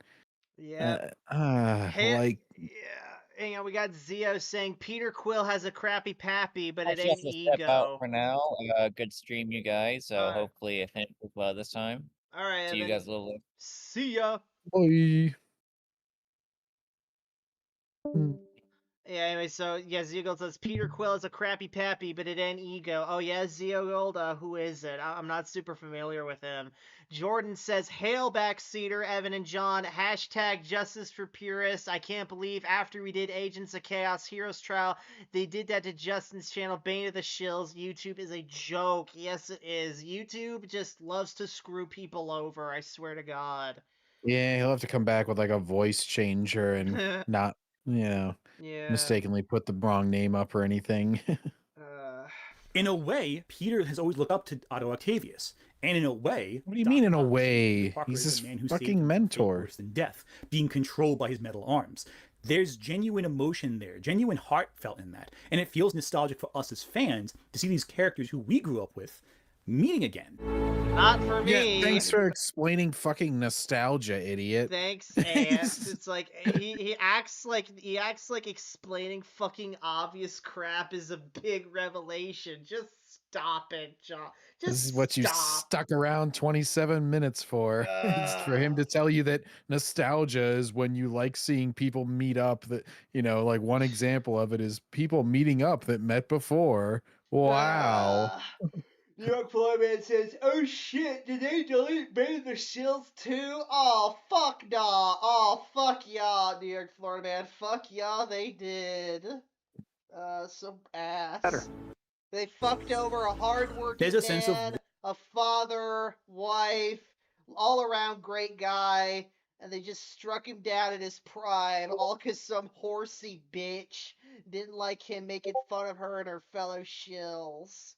I know Melvin says don't blame Carly King because it's just YouTube's bots. No, YouTube's bots would not have gone on alert if not for her. I absolutely blame Carly King for this. It's bullshit. Warmth there that is missing outside of the relationship between the X-Men and Magneto. Again, that's the thing. X-Men did it perfectly, in my opinion. Well, not perfectly, but you do see a sense of love, and that's so rare. They're with not enemies that we don't see too often. What do you mean by not perfectly? Fucking insult something and don't just call it weird. You have to say that something is shit. Oh my god, the human element. Hang on, Zio Gold says, in the comics and animated series, Peter Quill has a father who is the king of Spartax named Jason. Oh shit, really? I didn't know that. I'll have to read that. I do know Decepticon reviewed a Guardians of the Galaxy. Well, it wasn't a Guardians of the Galaxy comic. It was like a team-up comic between Thing and Captain America, and they got flung into the future where they met the original Guardians of the Galaxy, and it looked fairly interesting, so I'm gonna have to read more on that shit, but yeah, anyway. Next, John. Hate. But we don't see genuine affection between a hero and his villain's form all too often. No That's shit! one of the reasons why Shang-Chi with the Mandarin works so well. It's almost like they're villains. You dumbass. Oh my god. Shang-Chi and his father do have a relationship that is based on love, based on respect. Really, you wouldn't know it because Simu Leo can't act, so you don't see love, hate, or anything in his face. You just see him fucking flat-faced. This is so fucking retarded. It's like, yeah, the villain and the hero are not gonna love each other. It's like, how did you arrive to this conclusion, you retard? Do you not know what the hell hatred is, for fuck's sake? Ant, you are my arch enemy. I do not love you. Not one fucking bit. Not yet. You're not on that arc yet. No, I'm never getting on that arc. Fuck that arc. I am not. I will not stop hating Ant until he retires. Until Ant retires, I am going to keep hating him. He'll be like, Backseat. I realized after Star Wars Marvel Purist was taken down that my side is evil. I'm gonna betray them. He fucking stabs her in the back and gets Carly King's channel taken down. Yeah, cool, Ant. We're still not letting you on our side. No. Fuck you. All right, tell you what I'll do is that when me and Ant are shaking hands, it's like I bring him in for like a bro hug, then I whip out a dagger and I stab him in the back. There we go. New York Florida Man says, to be fair, Shang-Chi is a pretty damn good movie from a filmmaker's perspective if you look over the MCU, if you overlook the MCU BS. New York Florida Man, I would agree with you, but sadly we still have to trash it because it still is a part of that MCU BS. I'm sorry, New York Florida Man, it all has to go. Zio Gold says, Anthony will only insult people who don't like media full of woke slop and black people who disagree with them. Oh shit, Ant got caught disagreeing with a black person? Really? I thought that was just Ku Klux Klan that got rid of those people. Yeah. I don't know. I wouldn't be, I mean, I'm not surprised that Ant doesn't like people like, say, Eric July, for example, but yeah. Zio Gold also says, Anthony will only insult people who... Alright, read the part. Neo Filament says, facts. Alright, anyway, next. Yeah. And that defines their connection so well. Now it's time for you to take your place by my side. That's not gonna happen. It elevates the film. Wow, I can feel the emotion. Antagonistic relationship between a hero and a villain. Well, what's Holmes without Moriarty? His equal, someone of respect. Now that's a much better movie. Oh my gosh. He's still a damn good detective without Moriarty. It's like Sherlock Holmes has other fucking villains, you know. He has a lot of other adventures. His like most famous or long adventure is the Hounds of the Baskervilles, which has nothing to do with Moriarty. Yeah. Can admire in terms of their skills and intelligence in some way. That's interesting. A villain does not have to be based on hatred or the drive just to stop them. There could be a sense of finally being challenged by someone. Oh, Vegeta's only a villain for one arc, and then he immediately starts becoming like, he's still like antagonistic during Namek because he still has his own selfish desires. He's a good guy, but he's a dick. Yeah. Yeah, he's not really in direct conflict with them. They're forced together by circumstance pretty much constantly in that arc, and then by the Cell saga, he's more just a begrudged hero. Right. Or maybe it's just a job. Being a bad guy is just a job, and there is affection Evan on the left side. just in time. I was just in it for the There's box. that show he hates. I never meant for this to happen. I want to go to one of my favorite moments in the Wait, was Sandman just standing in water? I don't comics. know. It's a I have scene to in the rewatch Fantastic Four show. comics. Okay, so at the time, Spider-Man's villain, the Sandman, he was working for a group called the Fightful Four, which put them Yes. against the Fantastic Four. It's like a We whole thing. know, It was Ant. Spider. What is it with Spider-Man villains and their alliterative team names? They're like, we're the Sinister Six, we're the Frightful Four. Well, We could add a fifth member and still have that. That's just Stan the Man for ya. Anyway. Oh no, the Thing is sick. Oh no. And the Thing gets put into a hospital at one point. And who should show up and just wants to talk? It's the Sandman. And he and the Thing share a six-pack of beer while just chatting, just shooting the shit. And it's a great moment. The Sandman isn't just a guy who turns into sand. He's not just a bad guy. He's also just a human being. For him, being a criminal is a job. And once the job ends, he's just a guy. And it really serves to elevate the Sandman above just a generic jobber and just this human. And who you are has not gonna get personal this shit feelings, out of wants, every needs. fucking villain. You just flat out aren't. Some villains Also- are just no. You don't want them to all be the same. Yeah. Like that would make the ones that do that like not even as special, or just like it would be so predictable if they just all do the same shit. Yeah, it's like Yeah. hey, it's like hey, what's the best way to defeat an enemy? Make them your friend. It's like well, this is gonna get like really fucking gay real fast. No one wants to see the. And I swear to God, more people want to see the hero beat the villain up than see the hero make them a friend. This isn't Steven fucking Universe. What the fuck are you on? Zeo Gold says, last time a black person disagreed with Anthony, his fans took turns insulting him for not being on Anthony's side and called him Uncle Ruckus. What the fuck, Zeo Gold? Are you serious? This happened? What the hell? Damn, Ant's a Damn. racist, and his fan base is too. Damn. Anyway, next. This is the face that he makes whenever he sees a black person. He's just like, Yeah. "Eh, Yeah. get him." Yeah. I know the Sam Raimi Spider-Man film also has the whole daughter subplot. That's neat too. But there's something more human, I think, than this melodrama. Just a small human moment. That makes you feel so much more meaningful to an audience than the sad, tragic backstory. And again with Magneto. This isn't even there's so about many arch scenes in the X-Men enemies films and the anymore. This is comics about and just humanizing cartoon- villains at this point now. Yeah, he's just talking about every villain ever now. He's just like, oh, this villain was good because of this, but also not as good in this version because of this. It's like, you're not even talking about the movies half the time. You're talking about comics now. He's completely abandoned his thesis at this point. He's just rambling nonsensically now. How can I summarize more characters in their different versions and just fill time by wiki warrioring this shit? and everything else. We just have Professor X and Magneto just sitting back and talking, conversing, discussing. And there is a sense of warmth, of respect. Yes, of a some resignation. villains like heroes more than others. Like, they have different relationships. You want them to all have the same relationship. And you're not They gonna don't see the Punisher doing this with anyone anytime soon. Fuck no. You want fucking Peter and Green Goblin to like sit down and play bingo with each other. She's like, you know what? You're not so bad, Gobby. You're not so bad either, Peter. Want to. And you can read into that however deeply you want in terms of what the relationship is. They're not. It doesn't change the fact that it's one gay. built on mutual respect, essentially. This is one of the reasons why Ultimate Magneto, at least in my opinion, is such a terrible adaptation of the character. Yeah, because of course Ultimate you Magneto do. is just a villain. There is no love between him and Professor X. It's just hatred. In fact, Magneto breaks Professor X's neck in the comics. Like, there's no affection there. There's no love. He's just a bad guy. And that's much more boring than a more tragic, doomed rival. It's a different version. Do you just want the same? Do you just want an alternate universe to have everything be exactly the same?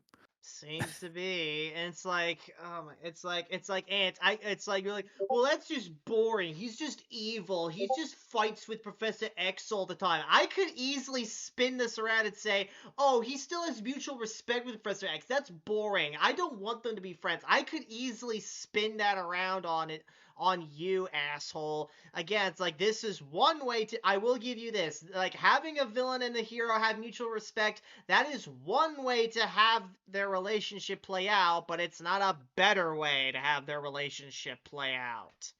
And it works better whenever it is the exception, I would say, because it's like he needs to stand out from the other villains. So you wouldn't want this dynamic with multiple villains or with like the majority of them, because then it would just be like, at that point, he's just not even a hero. They're just kind of like pals having a brawl every once in a while. Yeah. Zio Gold says nothing new under the sun. A black person or other minority disagrees with leftists. The leftists get called race traitors and every slur in the book. Yeah. New York Florman says, LOL, the first 3 letters of his first and last name, Ant Cum. No, it's G-R-A. Sorry, New York, Florida man. That's all I shall call him. Hey, if you want to call him Ant Cum, go ahead, bro. Anyway. Ew. Yeah. So we come to the modern cinematic landscape, and we got a few problems. Oh, Jesus, you're just getting there? You were 5 minutes from the end of the video, bro. Fucking time. Let's see if he can wrap this up now. He always does this. It's summarize, and then get to the point in like the last like it's like today, Junior. Oh, it's just padding. Villain in the new Superman film. You might think that makes sense. Lex Luthor is Superman's biggest villain. It would make sense, right? Way better version. In the DCEU, under Zack Snyder, Superman was pitted against Zod, Batman, Doomsday, Steppenwolf, and almost Black Adam. However, Lex played the role of the instigator, pushing Superman to fight someone else. The same role he played in Superman 4, where he pushed Superman to fight Nuclear Man. I mean, you may say, oh, he planned everything out. Yeah, but like, who's the real force of conflict in that movie? It's Batman or it's Doomsday. Lex just instigates things. Doomsday isn't even alive until like the last part of the movie to give him someone to fight. So no, it's not Doomsday. No.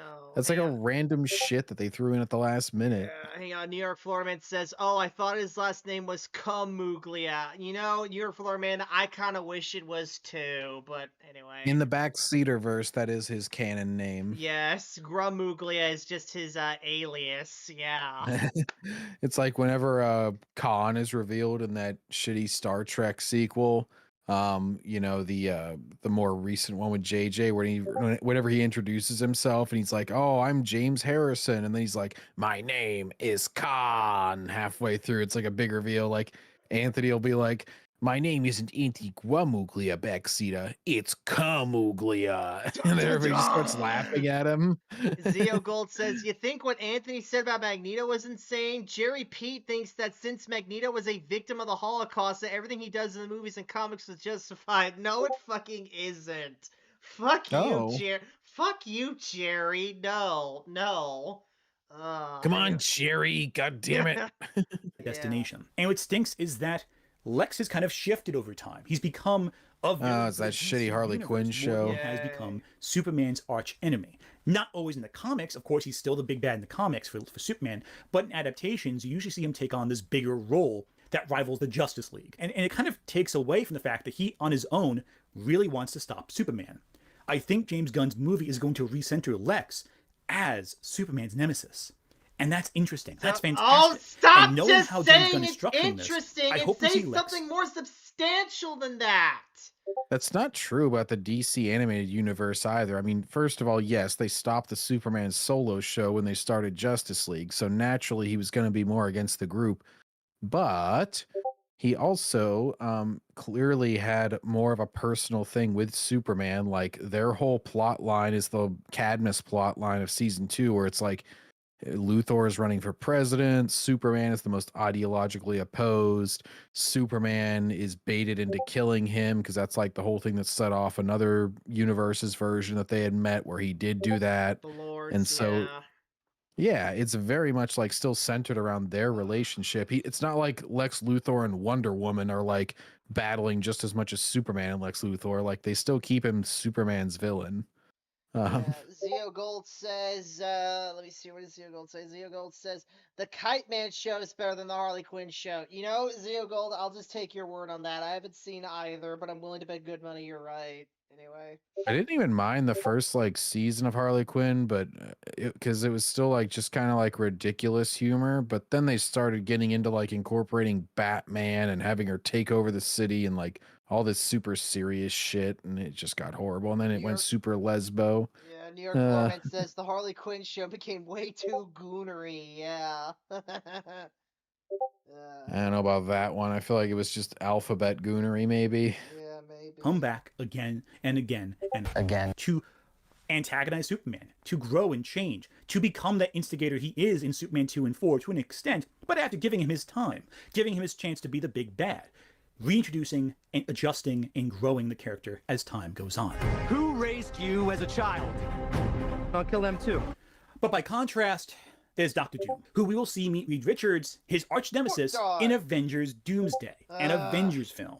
Maybe Fantastic Four give us the beginning of the Dr. Doom and Reed Richards relationship. It didn't. Spoiler alert. Yeah. Oh yeah, John. I also wanted to ask you. So John, it was Ant's prediction right? Did the 2025 Superman movie recenter Lex as Superman's arch enemy? Yes or no? Trying to. I mean, he's the main enemy of the film, yes, and it's. But he's still kind of against the whole Justice gang in it, so it's kind of the same. It's kind of the problem that he said for the DC animated universe, except it's actually a problem now. So I would say it's actually less focused than something like the original Superman or even Superman Returns. At least they kept him focused in that one. Yeah. So less so than past movies, I would say. Right. Not that in the first film. They're fighting Galactus there, who's a very different type of villain, not one you have a personal relationship. Really? Galactus is not a villain. He is a force of entropy, a force of nature, and it feels kind of weird. This is from a good game. Fuck you, Ant. Yeah. Doesn't it? To have a hero face his arch nemesis, not in a solo story, but in a massive team-up crossover film. It would be almost as weird as having Lex Luthor introduced in a film where Superman fights someone else. See where I'm going with this? Ultimately speaking, Doom, I hope, is done really well. Doom is a little different in that he is established early on as a big bad for the Marvel Universe. But at the end of the day, he is Reed Richards' arch enemy. That has to be established. Without Richards, there is no Doom. You need that dynamic to be established to make it compelling, to make it interesting. The reduction of these characters makes it so that heroes are fighting abstract concepts more than specific faces who can come back again and again. They're not representative of a bigger problem. They are just simply villains of the week. We lose something when we do that. We lose something when we take away the Kingpin from Daredevil. We lose something when the Joker can't come back for a second match against Batman. Indeed, the Matt Reeves Batman film does something very interesting. Matt Reeves does not kill off any of the villains at the end of his film. They are all maybe coming back. And in fact, with the Penguin, we explore how the Penguin's life goes on outside of Batman. The Penguin is arguably more interesting now than ever before in Batman's history because he was given time to evolve after his first appearance. Imagine what we can do with the Joker in this scenario. With Riddler, we can bring them all back and show them evolve and change in interesting ways. At least I think anyway. And you know, Gotham loves a comeback story. I think is right if we allow superheroes to return to this older style of storytelling, where the big villain comes back again and again for rematches. Maybe not as the big bad of that film. In that case, get ready to pay actors shitloads of money to come back, because they're not going to come back just for the story. Nuh-uh. This is this is another reason why they typically don't bring them back every one film, because then the actors are gonna want more fucking money to come back. So no, and actors already get paid a shitload already, so no. Yeah. Or just be willing to recast. You got to break one of your rules. Yeah, New York Foreman says Penguin in Gotham was better. All right, I'll take your word on that. Zeo Gold says the only thing that the Harley Quinn show is going for it are characters like Bane, Nightwing, Frank the Plant, Joker, and the Bee stories. I mean, if you say so, Zeo Gold, anyway. Bane was funny in it, at least in the first season. I stopped watching after season 2. Yeah, anyway. As a reoccurring presence. And even then, maybe like with Magneto and Stryker, we see how two different villains can impact the other to do something even more destructive. Also, to speak on Ant's part about oh, they just become villains of the week. Movies in general are just not equipped to do long form storytelling. They just flat out aren't. They're better off at that one and done thing anyway. Even in films, film series, they're just better at that, plain and simple. If you want long form, well, that's what the comics and TV shows are for. So sorry, Ant, they're not gonna do that. No. This is why I keep advocating that we should just stop making superhero films, period, and just make just cartoons. And I mean cartoons specifically, not live action shows, because you could do more in animation, period. Zeo Gold says Bane is funny in all seasons of the Harley Quinn show. Well, that's just the G for ya. Anyway, next. Sonny, we keep running into each other. There we go. There we go. Ant just stole this clip from Maximilian Dude. Oh, that sucked. Ant versus Red Letter Media. Oh no. Let me pull up a different one. John, we still got some time. You want to go for another one? What's it gonna be? I don't know, man. Do you want another Ant video, or do you want like a someone else? We'll take a look at someone else and see what it is. Let me find another half-hour one. Ooh, epic rivalries, the Knicks and the Pacers. Perfect. Nah. Born to Let's Choke. Let me see here. Oh shit. Okay, John, this isn't a half hour long. This is 4 fucking hours long. What? But I only want to watch the first half hour with you. How about that? So John, have you ever heard of this motherfucker named Jessie Gender? No. Oh, the Jessie Gender is a fucking mess. So there you go, Ant. How Star Wars Andor reframed the Star Wars myth. Well, first he made a fucking video half as long as the TV show. Yeah. Oh, hail, Unheard Voice. Congrats on making 1 subscriber since Mauler reacted to you. Oh, thanks, Unheard Voice. We're about ready to watch a video defending your favorite show ever, so get a load of this shit. Gave me the energy to attend Mobiles for a protest against deportation deaths. What the fuck? What the fuck? So yeah, Jessie Gender is a complete fucking nutcase, John, and this is gonna be a fucking treat. I've never reacted to Jessie Gender on my show before, but this is gonna be just fucking great. Oh my, they're still liking comments, even late, even ones made in the last few days. Wow. Yeah, fuck. They play songs throughout the video. You're gonna get copyright struck. Oh my gosh. Ugh. No, hang on. Briscoe's like, no, not Jessie Gender. Yes, Briscoe, it is Jessie Gender. Oh my god. Anyway, wow, great chapters, asshole. Part 1, part 2, part 3. That really helps me to, you're supposed to put what you're talking about in each section. Unheard Voice says, well, if it's loving Andor, then I agree. If you hate it, then I obviously think less of you. Well, Unheard Voice, I'm of the same mind. If you love Andor, fuck you. Bounce. Oh my god, this is gonna be crazy. Let's go, John. Let's at least watch. Oh, just from the beginning? Yeah, let's roll from the top here. Ding. You know, it's called just Andor, not Star Wars Andor. Great power. Yeah, they're too embarrassed to be called Star Wars. Has true power. Lesser power. Clinging to power. Lacks true power. With great power comes great responsibility. Yeah, with great YouTube channels comes Lesser great retardation. Doing nothing. Has an end in view. Oh no! Thankfully, we're not pussies, so we can actually handle all this shit. Anti-religious hate. Oh no, is there gonna be some hating on Christians in this?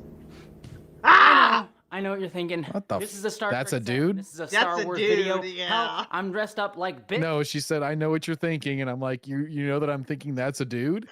And then he's going to say something else. Oh, wait. Briscoe says, congrats on being a snapperhead, Unheard Voice. Yeah, Unheard Voice, you're a snapperhead. Oh, bird. Unheard Totally Voice owned says, you. wow, I'm so hurt by your big boy words. Oh, I'm sorry. Do you want a boo-boo for that? Unheard Voice says, I'm the only interesting thing that happened to this guy. No, you aren't. Shut the fuck up. All right, next. Your voice is literally unheard, sir. Yeah. I know what you're thinking. This is a Star Trek set and this is a Star Wars video. Hell, I'm dressed up like Bix, but you know, we're evolved fans, right? Infinite diversity and infinite Smelly combinations. Bix. We can unify the fandoms, or I guess it's probably more No, like this. no, we are Star not Trek has always been unifying about the Star Wars fandom with the Star Trek fandom. Fuck Trekkies. This is another reason I hate Jesse Gender. He's a fucking Trekkie. Fuck Trekkies, man. All right, Backseater. You can make peace with the Trekkies because at this point we're both just at the bar drinking our sorrows away because both our franchises are fucked. Okay, only that, but I am not making peace with them. I am not gonna unite the Warsians and the Trekkies together. No. Like, Star Wars and Star Trek, in my experience, has always been like matter and antimatter. It just never mixes. Anyway, next. I like them both for different reasons, but building a hopeful future together. But speaking of hopeful futures, let's talk about fascism. Star Wars Andor Season 2. I have been waiting for this. Season 1 wasn't just some of the most gripping Star Wars has ever been, it was a season that laid bare the machinery of fascism, how it grinds people down, strips away community, and turns rebellion into survival. But more than that, it showed that the spark of revolution isn't born from ideology alone, it's born from each other. It's born from a hologram of an old woman ex machina that inspires everybody to suddenly blow up and resist. And if Season 1 was about the spark, Season 2 was about the fire. The fight to stay lit as authoritarianism's... Lit, bros. Wait, what? What? She's like the fight to stay lit. I'm just like, it's lit, bros. Light 'em up. She's also evoking some Last Jedi dialogue here. I feel it's like this is the spark that will light the fire that will burn the, Empire First Order to the ground. Also Rebels, because the pilot movie to that was called Spark of Rebellion. Yeah. Rip Titans. This time, the lens turned inward, exposing fractures in revolutionary movements, the moral costs of rebellion. That was not what that was. No. Reach for each other, especially when it's hardest. It's one of the best written, most insightful shows on TV. Shut the maybe fuck one of its up. most necessary right now. Shut the fuck because up. Andor no. Season 2 arrives in a different world. As Marva said, the darkness is now here and wants to stay. In a world where the United States is deporting its own citizens to El Salvador. No, not our citizens, actually. The illegal immigrants. Yes, the They're illegals, not citizens. yeah. Hang on, Unheard where Voice immigrants says, are being... Unheard Voice says, you didn't respect my pronouns, so now I'm hurt. Yeah, cry about it. Briscoe says, I know you're hurt by big boy words since your two mommies don't let you say anything. Oh, snap! That's America Chavez you're thinking of, Briscoe. Yeah. Melissa Lord says, he loves the commie comparisons of Rebellion and Andor. Andor is asshole casserole. Yeah. Anyway, this show was written by anybody who's taking any of this as illusions. Like, it was written and like filmed before Trump was elected this time. So yes. Rounded up daily, where trans people are being directly attacked. We're speaking. That's not being directly attacked. That's like saying you disagree with my political ideology, so you're attacking me. I'm so offended. Zeo Gold asks, sorry. Zeo Gold asks, isn't Andor the show that says the Sith are not really the bad guys? No, Zeo Gold, that's Acolyte, but we already took care of that. I don't think shit. it doesn't even mention the Sith because they're embarrassed of the whole Force side of things. They very, very lightly mention it with some Force healer chick. Yeah. Genocide gets you labeled an enemy of the state. Andor's narrative feels disturbingly sharp. I personally never believe that art will start a revolution on its own, especially art made by mega corporations like Why would you want a revolution to start? Revolution starts. It can imagine new futures, and it can transform rage and hope into something real. What's that? And to be quite frank with all What's of you, something real? You want people to rebel? Are you inciting violence right now? Also, it's like rebellions are not built on hope. They're literally built on hate. It's like, I hate the current regime and I want to see it destroyed and replaced with something I like instead. Rebellions are not built on hope, you idealistic so you hope for something better. Oh. Yes, God. That fire.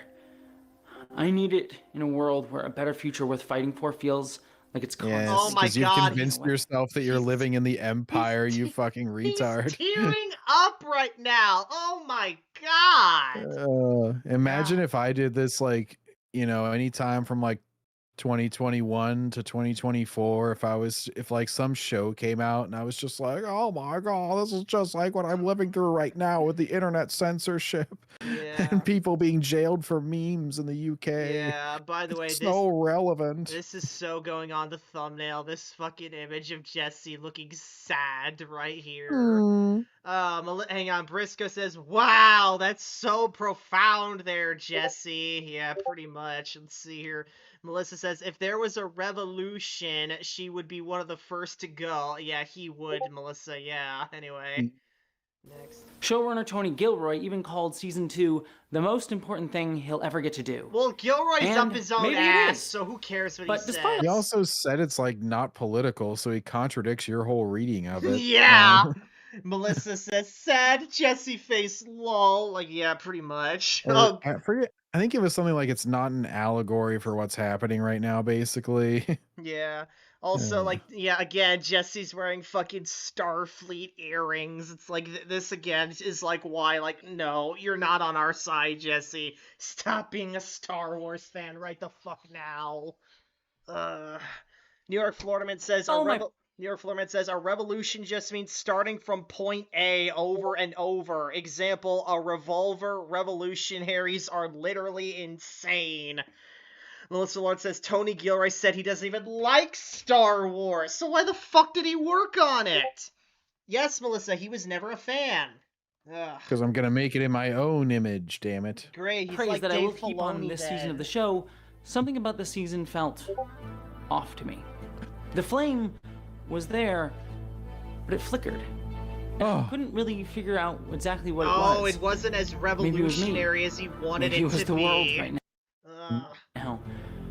And maybe we've been dreaming the wrong dream, talking about the wrong things. Because Andor understands fascism, but does it truly understand why we keep cycling back to it? Bro, We're it's not not anything cycling super. back to it, you dumb shit. First of all, we have more freedoms now than we did a year ago. I'm just going to go ahead and say it. Yeah. Like, you weren't allowed to speak certain things a year ago. Yeah. Or especially before, Twitter was bought, which, Twitter's got its own problems still, but at least you're not getting banned for misgendering and shit. Briscoe. and Yeah, sorry, John, go ahead.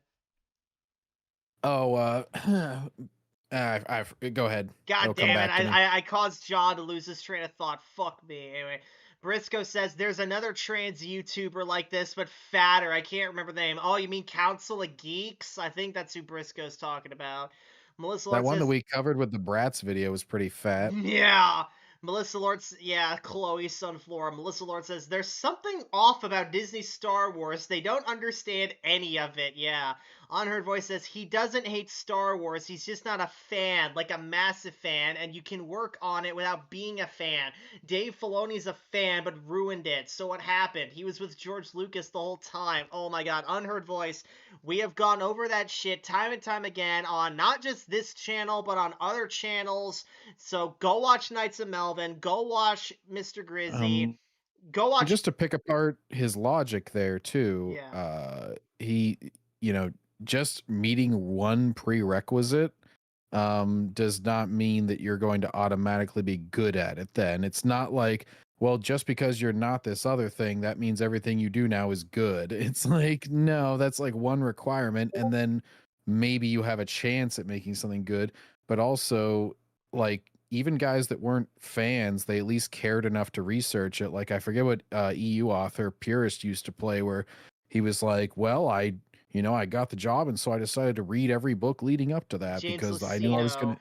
Yeah, he's like, I'm going to need to write in this universe, so I got to read all this shit now.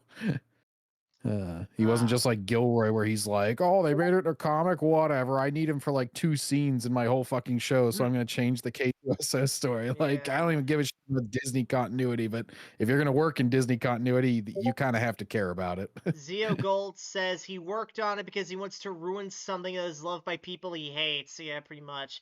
Briscoe says, yeah, that's the one, Council of Geeks. I knew it. Melissa says Gilroy ruined it as well because Andor is fake Kyle Katarn. Yeah. Anyway, next. Da da da da da da da. Oh, here we go.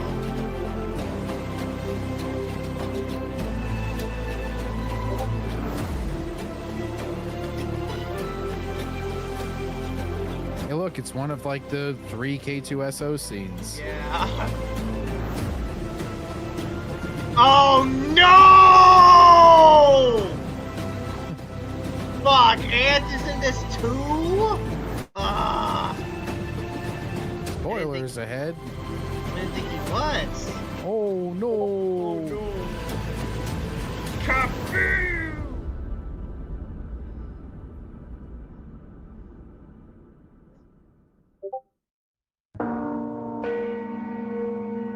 Bing. Ask not for whom the bell tolls. To understand what works and what doesn't with season Oh, 2 you don't of have Andor, titles on them either. You need to subtitle your parts. If you're gonna have even Zack Snyder knew you had to subtitle different parts. Come on. Hang on. New York To Foreman says, lol, there's a trans YouTuber who just reacts to gender-related issues of South Park to complain. The bored girl's reaction is unintentionally hilarious. Oh, shit. Unheard Voice says, Gilroy did an incredible job and he did do research. No, he fucking didn't, Unheard Voice. Shut the fuck up. He admits he didn't. He heard about the fucking comic start of K2SO and Andor meeting. He was like, yeah, I don't know. They said something to me about that, but I said, fuck that. He's a lazy ass. He had someone else be all like, oh, hey, you could reference the Rakatan Empire. Do that. It's like, yeah, sure, whatever. He didn't do any research on Unheard Voice. No, he tasked some fucking intern on set to, like, skim through Wikipedia like a fucking wiki warrior, and then, like, he just puts it in his show, like, whatever, whether it makes sense or not. New York Floorman says Gilroy did research in his dad's ass. Yeah. Briscoe said that one is funny and painful to watch, New York Florida man. And New York Floorman's like, you've seen it, Briscoe? Haha. All right, next. Lol. Hang on, Melissa Lord says if Gilroy did research, he would have found out about Kyle Katarn by reading the Dark Forces novella, but he didn't. So Kyle Katarn, yeah. Yeah. And what made season 1 so fucking amazing. Every episode of Star Wars Andor Season 1 left me wanting to punch a Nazi square in the fucking face. Wow! I mean, fucking I always want to punch a Nazi square in the fucking face, but Andor made me feel it in my bones. Hey, Jessie, I'm right here. Person. Come at me, bro. Yeah, you just want to run around punching people all the time. Wow. Hey, look, Santa Claus. Yeah, I didn't know he worked for the Empire. It's Santa. Yeah, you want to punch Santa, Jessie? Season 1 exposed the machinery of fascism, how it grinds people down. It's just an evil organization. You're taking every evil organization and making it into like an allegory for fascism. My God. Melissa, yes, they're an evil empire. It's kind of in the name. Briscoe says, yeah, I've seen a few that do that. I love watching sensitive adults get #triggered over absolutely nothing. Yeah. Anyway, next. You want me to play it? I gotta go for just a minute here. Yeah. Yep. Next. Strips away community and turns us all into cogs. And what set it apart from so many other portrayals of fascism in mainstream fiction was how it portrayed what the shape of resistance looks like. There is one way out. Ferrix, the mining planet from the opening episodes, wasn't just a setting. It was a community built on working class solidarity. We see a community willing to protect and trust their own, even black sheeps like Cassian himself. Gloves are hung on walls, tools needed for labor that anyone could use, but no one dares to steal.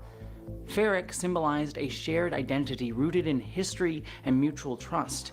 And Andor set up this community to show us the most insidious evil of fascism isn't jackboots or overt violence. It's the slow erosion of culture, the stripping away of identity until nothing's left but obedience. We saw this most starkly in the Aldhani arc. The Empire lured the indigenous people of Aldhani away from their sacred pilgrimage, even after building a base on stolen ground. Have they any idea this is the last time they'll be allowed up here? No, there's no profit in that. We spent the last decade promoting an Imperial viewing festival down in the Enterprise Zone. They'll have that going forward. It is their sacred valley, is it not? Well, ultimately they will return, won't they, Colonel? Then you need plenty of arms and legs to build all you've got planned. Atomization becomes its weapon, disconnecting people from shared history and community to make resistance less likely, all while extracting their labor, their resources, and even their bodies. Characters like Cyril Karn also showcase what happens when fascism fully cuts people off from culture and identity and replaces that only with the fascist state. I mean, Cereal Boy Cyril still had wasn't his some cereal, imperial officer so... that we've met 1,000 of in Star Wars. We instead meet him as a petty rent-a-cop clinging to scraps of power at the bottom of the rung. He's on his way up. Is he even allowed to approve overtime? That's his problem. Look at that, that's just fucking ramen noodles right there. Ferrix. Yes, sir. But that's the point. Fascism doesn't just recruit the powerful, it feeds on the disempowered, desperate for validation through power and use of it. Raised under his mother's constant emasculization and growing up in a planet like Coruscant, cut off from any sense of community, Karn latched onto the hollow image of a hero, believing that enforcing imperial order would give his life meaning. His obsession with ISB agent Dedra Meero underscored that entitlement. The belief that, as a man, he was owed something, typically a woman, for his loyalty to the state. As full people. John, it was a glimpse into he just went over a shit ton. You might actually need to go back and watch some of this shit. That good? Further. That's his problem. Further back. Yeah. Keep going back. Stop! Okay, here we go. There we go. This is where we left off. This is where we left off. How it grinds people down, strips away community, and turns us all into cogs.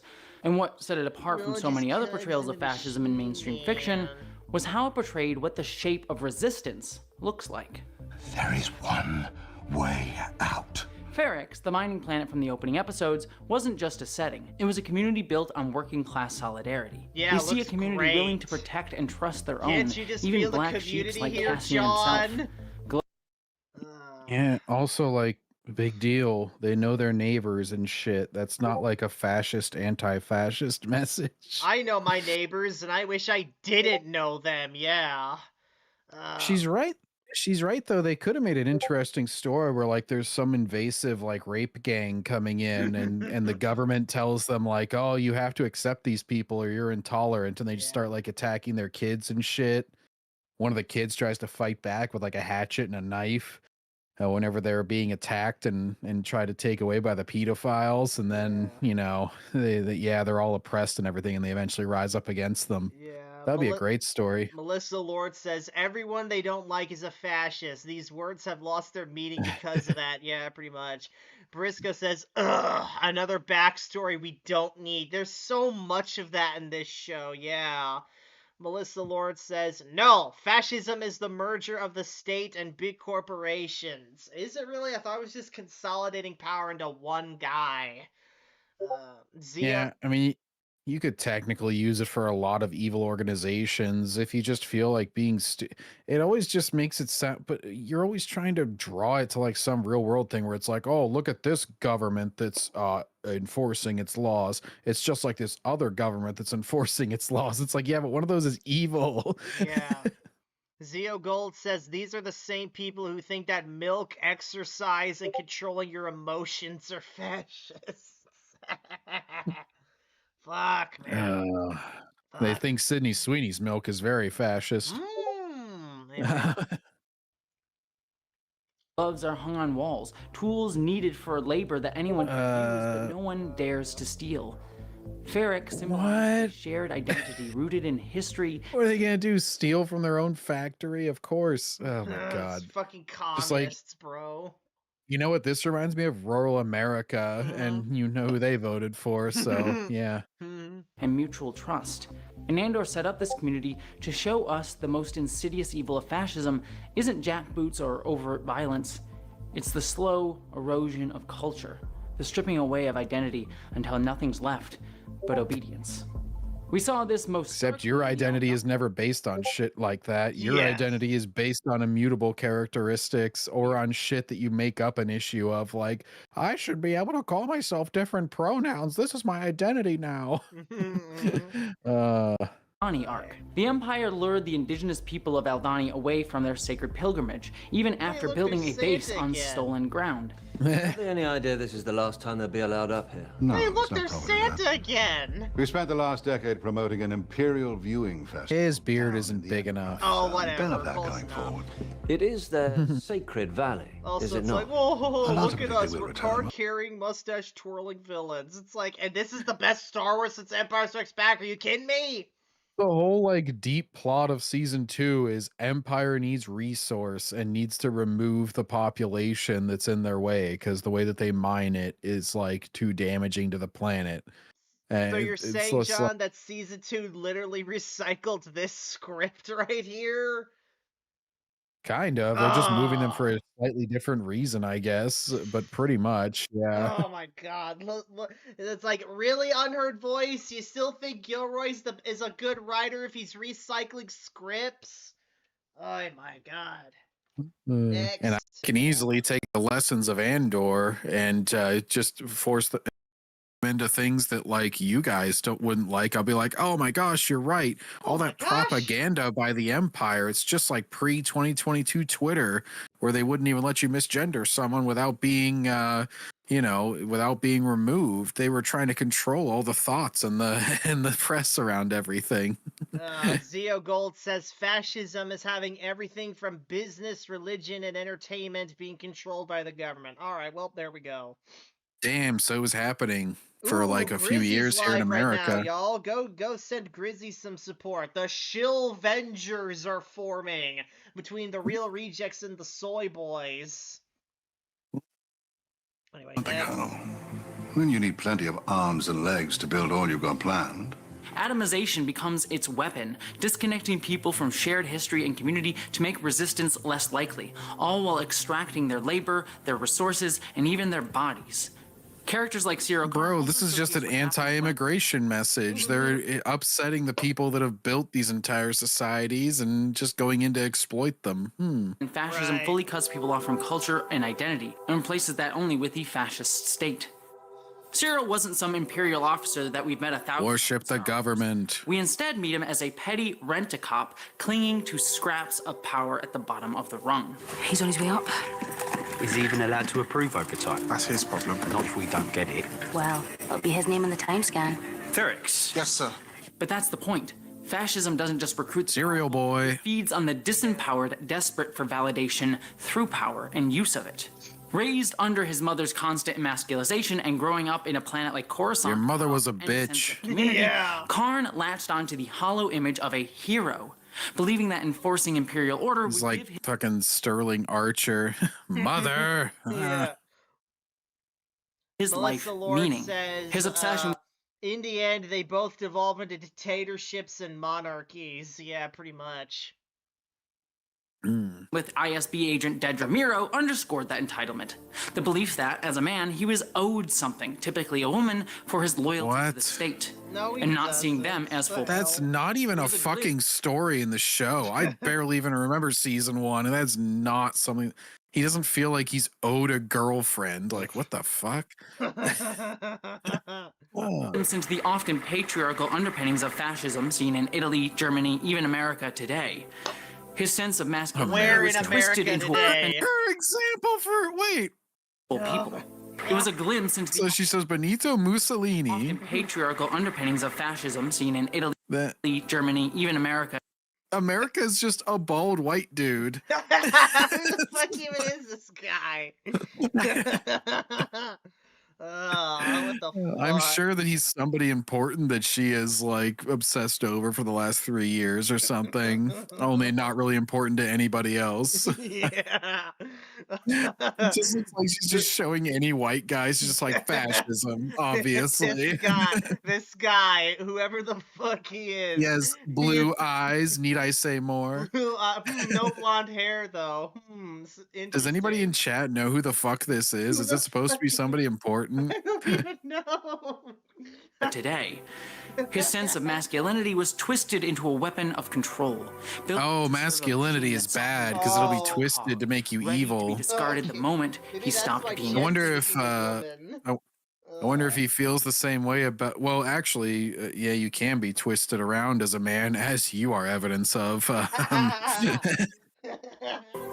Dedra Meero, on the other hand, represented the banality of evil. In the ISB, she thrived off competition, clawing her way up through bureaucratic... Yeah, she's a company bitch. ...hunting down any resistance to fascism. I believe Supervisor Blevin is aware. I have a documented file. It's not about God, how am I reading your fucking show that you're obsessing with a 4-hour video with, like, better than you are? She's not obsessed with fascism. She just wants to move up in the professional world. If it were like knocking down evil people and she were part of that organization, she would start doing that. Like, Ready to go. I believe his accusations here this morning have more to do with self-preservation than any sense of urgency. Her ruthlessness wasn't exceptional. It was the system working as designed. Fascism breeds isolation, keeping people... This dude just sees any bald guy and assumes it's like a skinhead KKK. They just like scowl and shake their head anytime a bald man walks past. Yeah. He sees like Michael Jordan on TV and he's just like, oh, disgusting. And Uncle Tom, they're just like, what? No, he went bald, bitch. I was very tolerant there. I called you bitch rather than dick. Yeah. People too busy fighting amongst themselves for power to question the machine of oppression they serve or work under. But nowhere was this clearer than in one of the most chilling and best arcs ever depicted in science fiction, Narkina 5. The Narkina 5 prison wasn't just a cage, it was a factory of dehumanization. Prisoners became literal cogs, making even more literal cogs. Yeah, they make their prisoners work. Machine of mass genocide. They were forced into labor, cut off from all context or culture. They're prisoners. Yeah. A lot of prisoners do prison labor. A lot of prisoners are cut off from the outside world. This is nothing new. Apparently he thinks like Gary Nerdrotic, he did prison work so that he could buy cigarettes and shit, and apparently he's just like the people in this show. Yeah, against each other in little groups in order to keep them fractured. And we just like Photoshop in Nerdrotic and like Mahler and them into this fucking scene. They're just like, no, that's not the point it was making. They're the evil ones.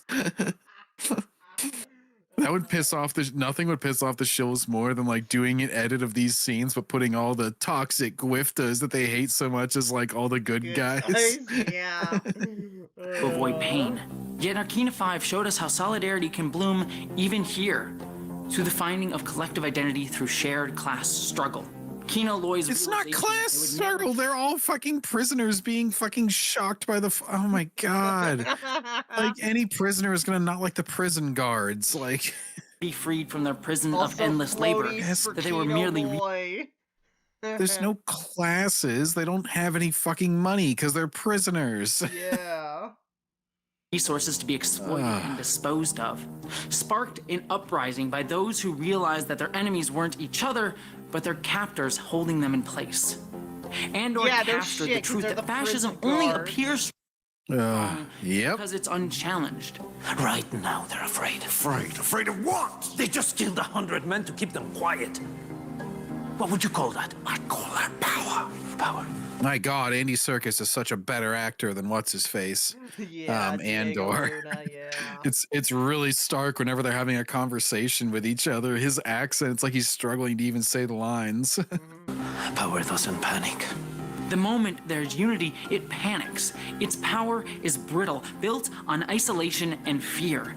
When humanity naturally... Yes, you don't keep all your prisoners in a big blob for that. That's like basic fucking prison shit, so you don't get riots. Yeah. It's built on separation, just like fascism. It's this other thing that's super general, just like fascism. Yeah, great. It's like, shut up. You see everything through the goddamn fascism goggles you're constantly wearing. Yeah. To come together.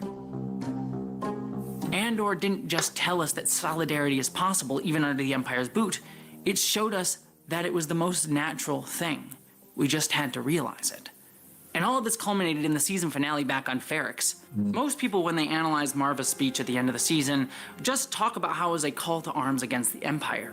But what made it so particularly powerful was that her call to arms was rooted deeply in her sense of community and identity, and her sense that it was being taken away by the Empire because people had grown complacent.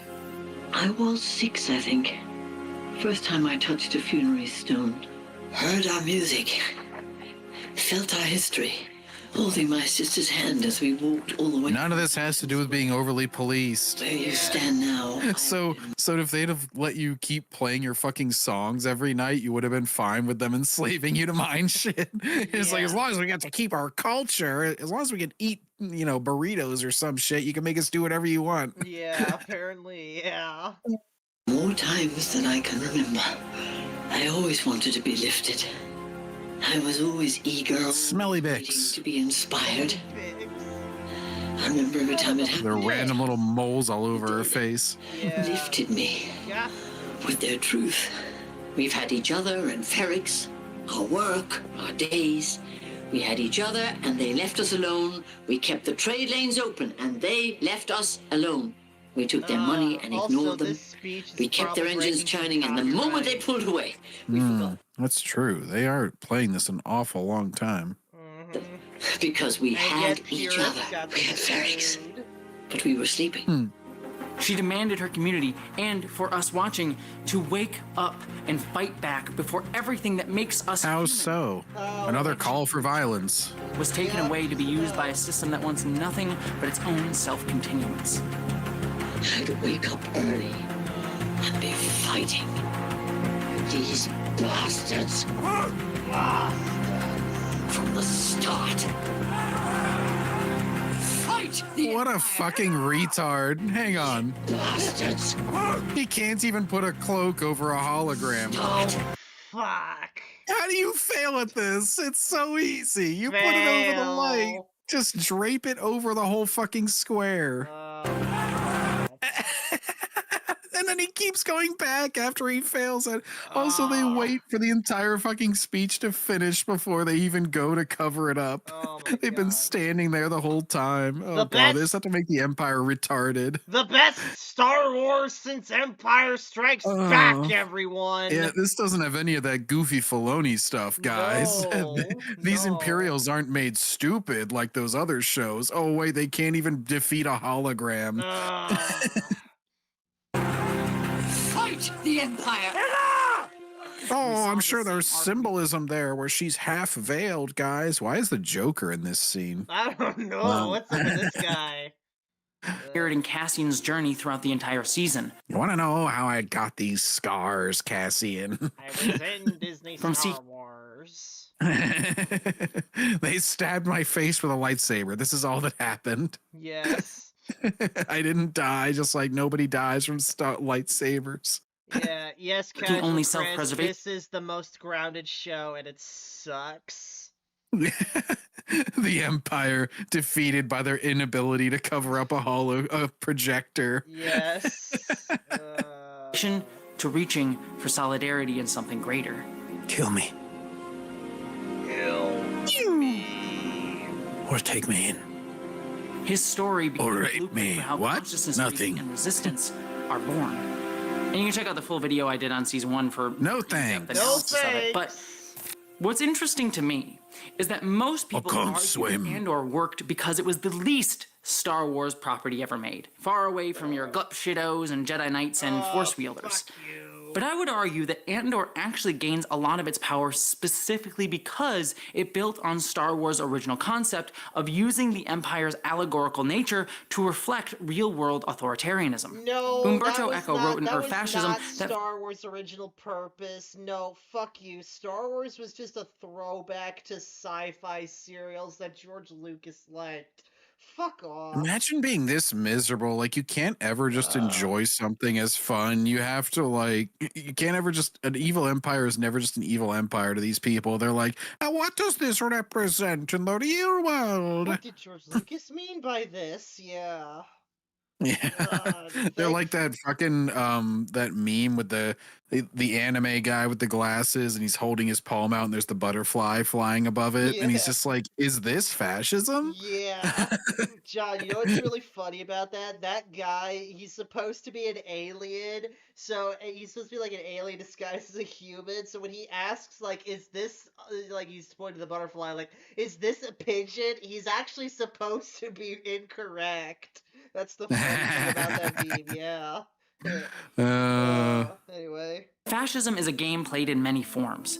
It mutates, adapts, but remains. Oh my god. There was only one Nazism, but the fascist game. So apparently, like, you can do none of like the, you know, death camps or taking over or anything or any of the like actual evil shit, as long as you do like the touch your hand to your heart and then throw your hand out. That automatically makes you as evil as Hitler. Apparently. Yeah, apparently. like guys, that's not what made Hitler evil. Like it was all the other shit that he actually did. It wasn't the fucking symbol. This is like when they say it's called American Eagle and they're talking about fascist shit. It's like the eagle's not the evil part, guys. We use an eagle all the time. Played in many forms, and the name of the game does not change. Fascism became an all-purpose term because one can eliminate from a fascist regime one or more features, and it will still be recognized as fascist. The way Echo highlights this idea is by showing a sequence. As you can see, Group 2 has 2 similarities to Group 1, Group 3 has similarities to Group 1 and 4, and while Group 4 contains none of what Group 1 had, due to the series of decreasing similarities between Group 1 and 4, there is a family resemblance that we can see between these groups. Thus, while 1 and 4 are superficially different, we are able to recognize their similarities through transitive association. The Empire in Star Wars isn't a one-to-one metaphor for any single regime, it's an amalgamation, borrowing from multiple histories, just as Echo describes. That nebulousness isn't a flaw, it's what makes Star Wars generally so powerful. It's why George Lucas evoked both Nazi Germany and... You know what? I loved watching the original Star Wars, and I never once thought of Nazi Germany when I watched it. And now that you make that connection, and I know that, like, oh, stormtroopers is what... Guess what? The movies didn't get any better. Nothing was better. Nothing has changed. It doesn't substantiate the movies at all. Yeah. Because I'm a normal person who doesn't need everything to just fucking agree with my politics in order to like it. The Vietnam War in the original trilogy. Cue that clip you've all probably seen a billion times. Yes, the clip, because you won't play the part before this. Yeah. Let me guess, you won't play the Revolutionary War part. It was a very anti-authoritarian, very kind of 60s against the man kind of thing, nested deep inside of a fantasy. Or a colonial, you know, we're fighting the largest empire in the world. Right. And we're just a bunch of hayseeds in coonskin hats that don't know nothing. That's right. And it was the same thing with the Vietnamese. Yep. In both of those, the little guys won. Right. And the big, highly technical empire. The English Empire. Right? The English Empire, the American Empire. Ah. The Empire wasn't just not. You didn't play the part before that where he talks about the American Revolution. You're just playing the Vietnam part of it. Snake. Zeo Gold says leftists can't separate fiction from reality, which is why they think that attractive female characters of the media are real-life women. Yeah, they're kind of retards like that, yeah. American imperialism, too. Even the prequels, for all of their many flaws, captured this with the Republic's fall, paralleling real-world moments like the Patriot Act with Palpatine's attempt to grab more executive power. No, it doesn't. It's supposed to be My God. It's supposed to be the fucking Roman Republic turning into the Empire, you dunce. Again, the movie Attack of the Clones came out in 2002. The Patriot Act was 2001, I'm pretty sure. If not like early 2002. So I don't know how the fuck George Lucas wrote, filmed, and did all the CGI for all this shit so fast, but apparently he did. He was like, oh, I gotta completely change my trilogy now that this happened. Yeah, just about. It started the ball rolling in 1999 and was written obviously before that. So pretty sure not, unless he was like a big anti-Clinton guy. Yeah. Second, give immediately emergency powers to the Supreme Chancellor. Hell, Anakin literally turns to the camera at one point and quotes George Bush. If you're not with me... Dude, that's the most generic phrase ever. It's not George Bush was not the first person to say this. if you're not with me, you're against me. Like, he didn't even say the normal phrase that you've heard a million times. Like, God, these people, it's like whenever they say that, like, they're like, oh, just like this person said to make their country great too. I'm like, that's such a generic phrase. Like, just saying make something great. Like, that's not like attributed to a specific person or a specific thing. It's like the most milk toast kind of a statement ever. It's just like, Zeo they Gold just says leftists never pay attention to history lessons about events prior to 1939. Yeah, pretty much. Melissa Lord says the Patriot Act is the most unpatriotic thing ever. It says it's legal for the government to spy on you. Yeah, kind of ironic it's that unpatriotic when it's called the Patriot Act. Yeah. Then you're my enemy. Either you are with us or you are with the terrorists. That's not even the same quote. By doing this, it allows us watching to see the threads that connect all of these different systems, even if on the surface we would like to think they're drastically different, that America is so far off from the Nazis. I'm pretty sure it's different. George Bush did not wield the power of Palpatine. She's like, do we know if George Bush was able to use Force lightning? I don't know. Oh my God! If Palpatine is George Bush, who's Anakin? Like, come on, bro. You know let's so once Palpatine got his power, what did he do? He made the Senate and the entire Congress basically powerless. Yes. And he destroyed an entire religious organization that was tightly tied to the government prior to that. I don't remember George Bush doing any of that shit. After he got the Patriot Act, which is about surveillance and isn't even like directly tied to the president, it's to a fucking intelligence agency. Oh my God. Like, it's just such a nothing parallel. It literally doesn't apply to anything. Instead, by pulling from and amalgamating these disparate sources, we can see how all of these systems intermingle and fall into each other. But what does make Andor unique within Star Wars? Nothing. Is that George Lucas often employed what historian Chris Kempshall calls a history understanding of politics. Oh my God, it has the fucking Force Awakens on the cover. No wonder. Pulling from more broad historical pastiches and well-known symbols. Andor, instead, often went much more specific. It didn't just gesture at broader histories of authoritarianism and imperialism like fascist Italy, Nazi Germany, authoritarian Russia, or Roman imperialism. It pulled directly from those histories. Oh no, say communist Russia. I noticed you said authoritarian Russia. That's an odd rewrite of history. Both authoritarian and revolutionary, like the Aldani heist and communist, yes. 1907 bank robbery to help fund the Russian Revolution.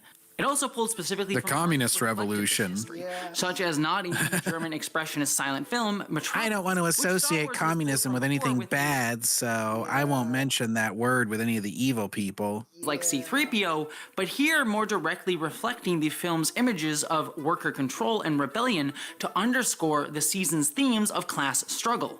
More subtly, it's not even a theme of the film medium. Andor echoed the work of Soviet filmmaker and bisexual icon Sergei Eisenstein. Bisexual icon? As a tool for political expression. This dude probably wasn't even really bisexual. They just made that part up. He just said he is so he could get like work and shit. Well, no, they probably like took some letter from him and they're like, oh, he says that he enjoyed working with this man, clearly an allusion to his bisexuality. It's like the dude is probably like married with 3 kids or something. Pretty much. Briscoe says, unlike typical Hollywood filmmaking. Yeah, pretty much, which often tries to make editing seem invisible to make its world feel seamless and unchallenged, reinforcing its ideologies without question, or like George Lucas himself often does, uses them stylistically for aesthetic without deeper direct intent. Eisenstein believed that editing should be noticeable, even jarring, to cause the viewer to engage deeper with the work. He saw editing as a way to create synthesis between conflicting ideas, between cuts and contrasting images, often using this in his work to highlight the power of— Well, he sounds like a pretentious prick to me, but keep going. Collective struggle and communal action instead of— The editing should be jarring. Congratulations, you're gonna take your audience out of the film every time you change a scene. Great. Hang on. Briscoe says, imagine having to listen to this thing talk on a daily basis. I know. The lone hero narrative of most of Western film. Andor did this in countless ways, but one of the most powerful to me that I've called up before was how the edit often lingered on the bodies of those killed during moments of collective action, such as the Narkina 5 prison break or the Ferrix riot. The edit forces us to sit with the cost of both fascism and resistance by looking at the dead. That's so lazy. If it even cut to these. That's just like, oh, let's hold a still shot on a non-moving body. Gee, that's really cool. Yeah, great going there. Yeah. Shots at all, turning nameless deaths into background noise for the more. What do you want during the massive battle for them to take a bunch of still shots of some random dead Wakandan? Yeah, pretty much. Yeah. Characters' arcs, but Andor doesn't let us look away, even as we revel in the collective struggle. Even the show's art design all pulled in this direction, with things like Coruscant's architecture evoking fascist utopian art. What? Those are just buildings! That's just buildings! Like, come the fuck on, thing is bro. fascism. Every building, every speech, every organization, every phrase, it's all fascism. Yes. Feel small against the eternal state, juxtaposed with the more broader open feel of Ferrix. Those are less tall buildings. So tall buildings is fascist. Guys, you heard it here first, folks. Yeah, There's more like broad character New York City's a pretty fascist fucking city. Yeah. Yeah, at that Empire State Building. Yeah. Ugh. Oh my God, this has to be the of all the thin lines that this person has tried to draw. This has to be the thinnest. Yes. Types. Andor's characters were richly layered, their actions contextualized and complex, giving it's Derpy Luthen ability while still allowing us to understand their interiority.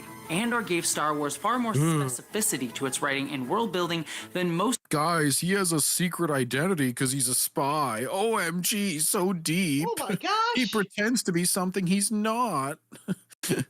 Most of Star Wars' more broad operatic style. And all of that's why Andor felt like a breath of fresh air in Disney's Star Wars era specifically, where George Lucas's work baked its politics right in, sometimes awkwardly but always intentionally. Most of Disney's live-action projects, especially their movies, have tried to sand off their edges to be an apolitical, mass-marketable brand that doesn't have people think deeply about what its symbolism actually stands for, leaving it feeling hollow and empty. Really? Because I'm pretty sure they had the big anti-capitalism message and saying that both sides are evil in the fucking Last Jedi. Yeah. Neo Gold says, and don't even get me started on saying things I normally hear from Jerry Pete. Yeah, pretty much.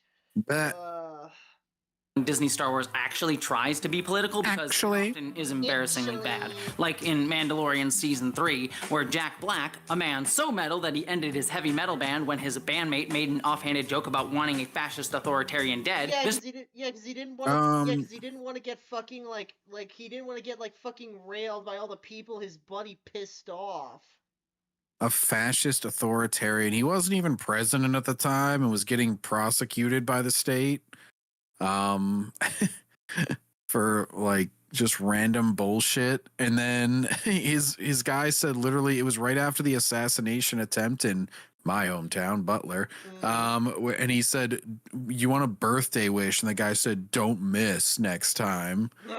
It's just like yeah, that was probably a bad comment to make. I would say no. Like, I don't know, just are you gonna make jokes about like if Obama had come a couple inches from death in 2012 during the campaign, would you accept someone just making a joke about it? I wouldn't. No.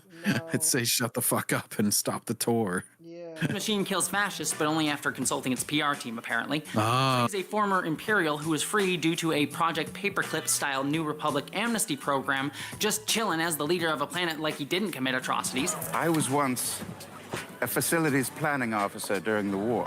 And thanks to the New Republic amnesty program, I was able to help rebuild Plaza 15. Where he then has our boy Mando investigate why the planet's droid labor force is rebelling, only to reveal that it's not because of their oppression, but because of some aggrieved Doc Brown separatist sabotage. He referenced the other role that this actor played. You see, because he was in Back to the Future back in the day where he played Doc Brown, so that's funny. I didn't give up to the corrupt Republic. I didn't give up to the Empire. The show makes it explicitly clear that the droids are happy to serve as slaves, which is literal proletariat loves their chains propaganda. Human life is so short. They don't ask that.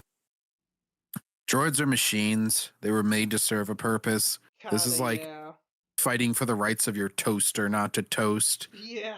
It's like that episode of Rick and Morty where he makes the like butter bot and it's like, what is my purpose? And he's like, you spread butter. Yeah. It's just like, oh. Much of us, organics, created us. Legion, it's the least we can do. You? But hey, at least baby from Mass Effect.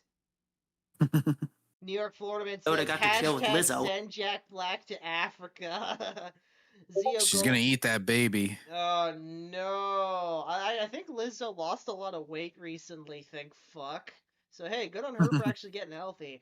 Zio Gold says Christopher Lloyd must be pushing 90 now. I know, like let the poor bastard retire. Fuck, he's had a long career. Don't extend it anymore.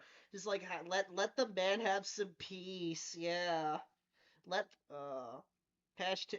Anyway, next. I'm sure that won't age terribly. What? But Disney keeps choking on. What does that have to do with the actions? Lizzo did not write that episode. I don't know what to tell you. Like what world where political polarization is only. Lizzo? Sorry, I don't keep up with absolutely every crappy ass singer ever. It's like I don't even know what the hell that was even about. Oh, Lizzo, like I think she like basically like made a bunch of sexual innuendo against her dancers and had them like put bananas in places and stuff. It's something like that had literally nothing to do with Star Wars that she was just referencing, so I don't know why she even brought it up, but whatever. Deepening and real-world fascism in America is actively working to atomize and divide all of us. The popularity and nebulous politics of Star Wars. Only if you keep calling random shit fascism will it keep dividing us. Maybe you could stop being such a fucking psycho about it for 5 seconds and we wouldn't be so divided. Yeah, Zio Gold says, I did like Christopher Lloyd in The Big Bang Theory and Cyber Chase. Oh, well, there you go. Has created a perfect culture war battleground. Nerdrotic. Revenge of the Sith is today canceled, along with this entire Star Wars franchise. Disney's usage of even surface-level tokenism threatens the... Matt Walsh is terrible at media takes. This is one area we're going to agree, but for we're going to agree on a general sentiment, but like not for any of the same reasons. Zio Gold says Lizzo is trying to be the female Diddy without the baby oil. Oh no. Oh, yeah. Heroism that characters like Luke Skywalker can represent to certain spaces. In their nostalgic memory version of the character, where they erase his empathy and emotionality to place him as the badass hero power fantasy that they were angry they didn't get to see tear down a Star Destroyer out of the sky. No, you're making up shit. Oh my god. I think we wanted like Luke Skywalker to be fucking Arnold from Commando or some shit. New York Florida says doctor's warning: Lizzo can cause diarrhea of the ears. Yeah. Also, again, it shows how much fucking Jessie doesn't know about Star Wars, because the Force Unleashed game is not the definitive telling of this story. It's the novel. Whoa. It's true, yeah. Or whatever. Sparking backlash from toxic sectors against BIPOC actors, queer people, and women. BIPOC positions within the franchise.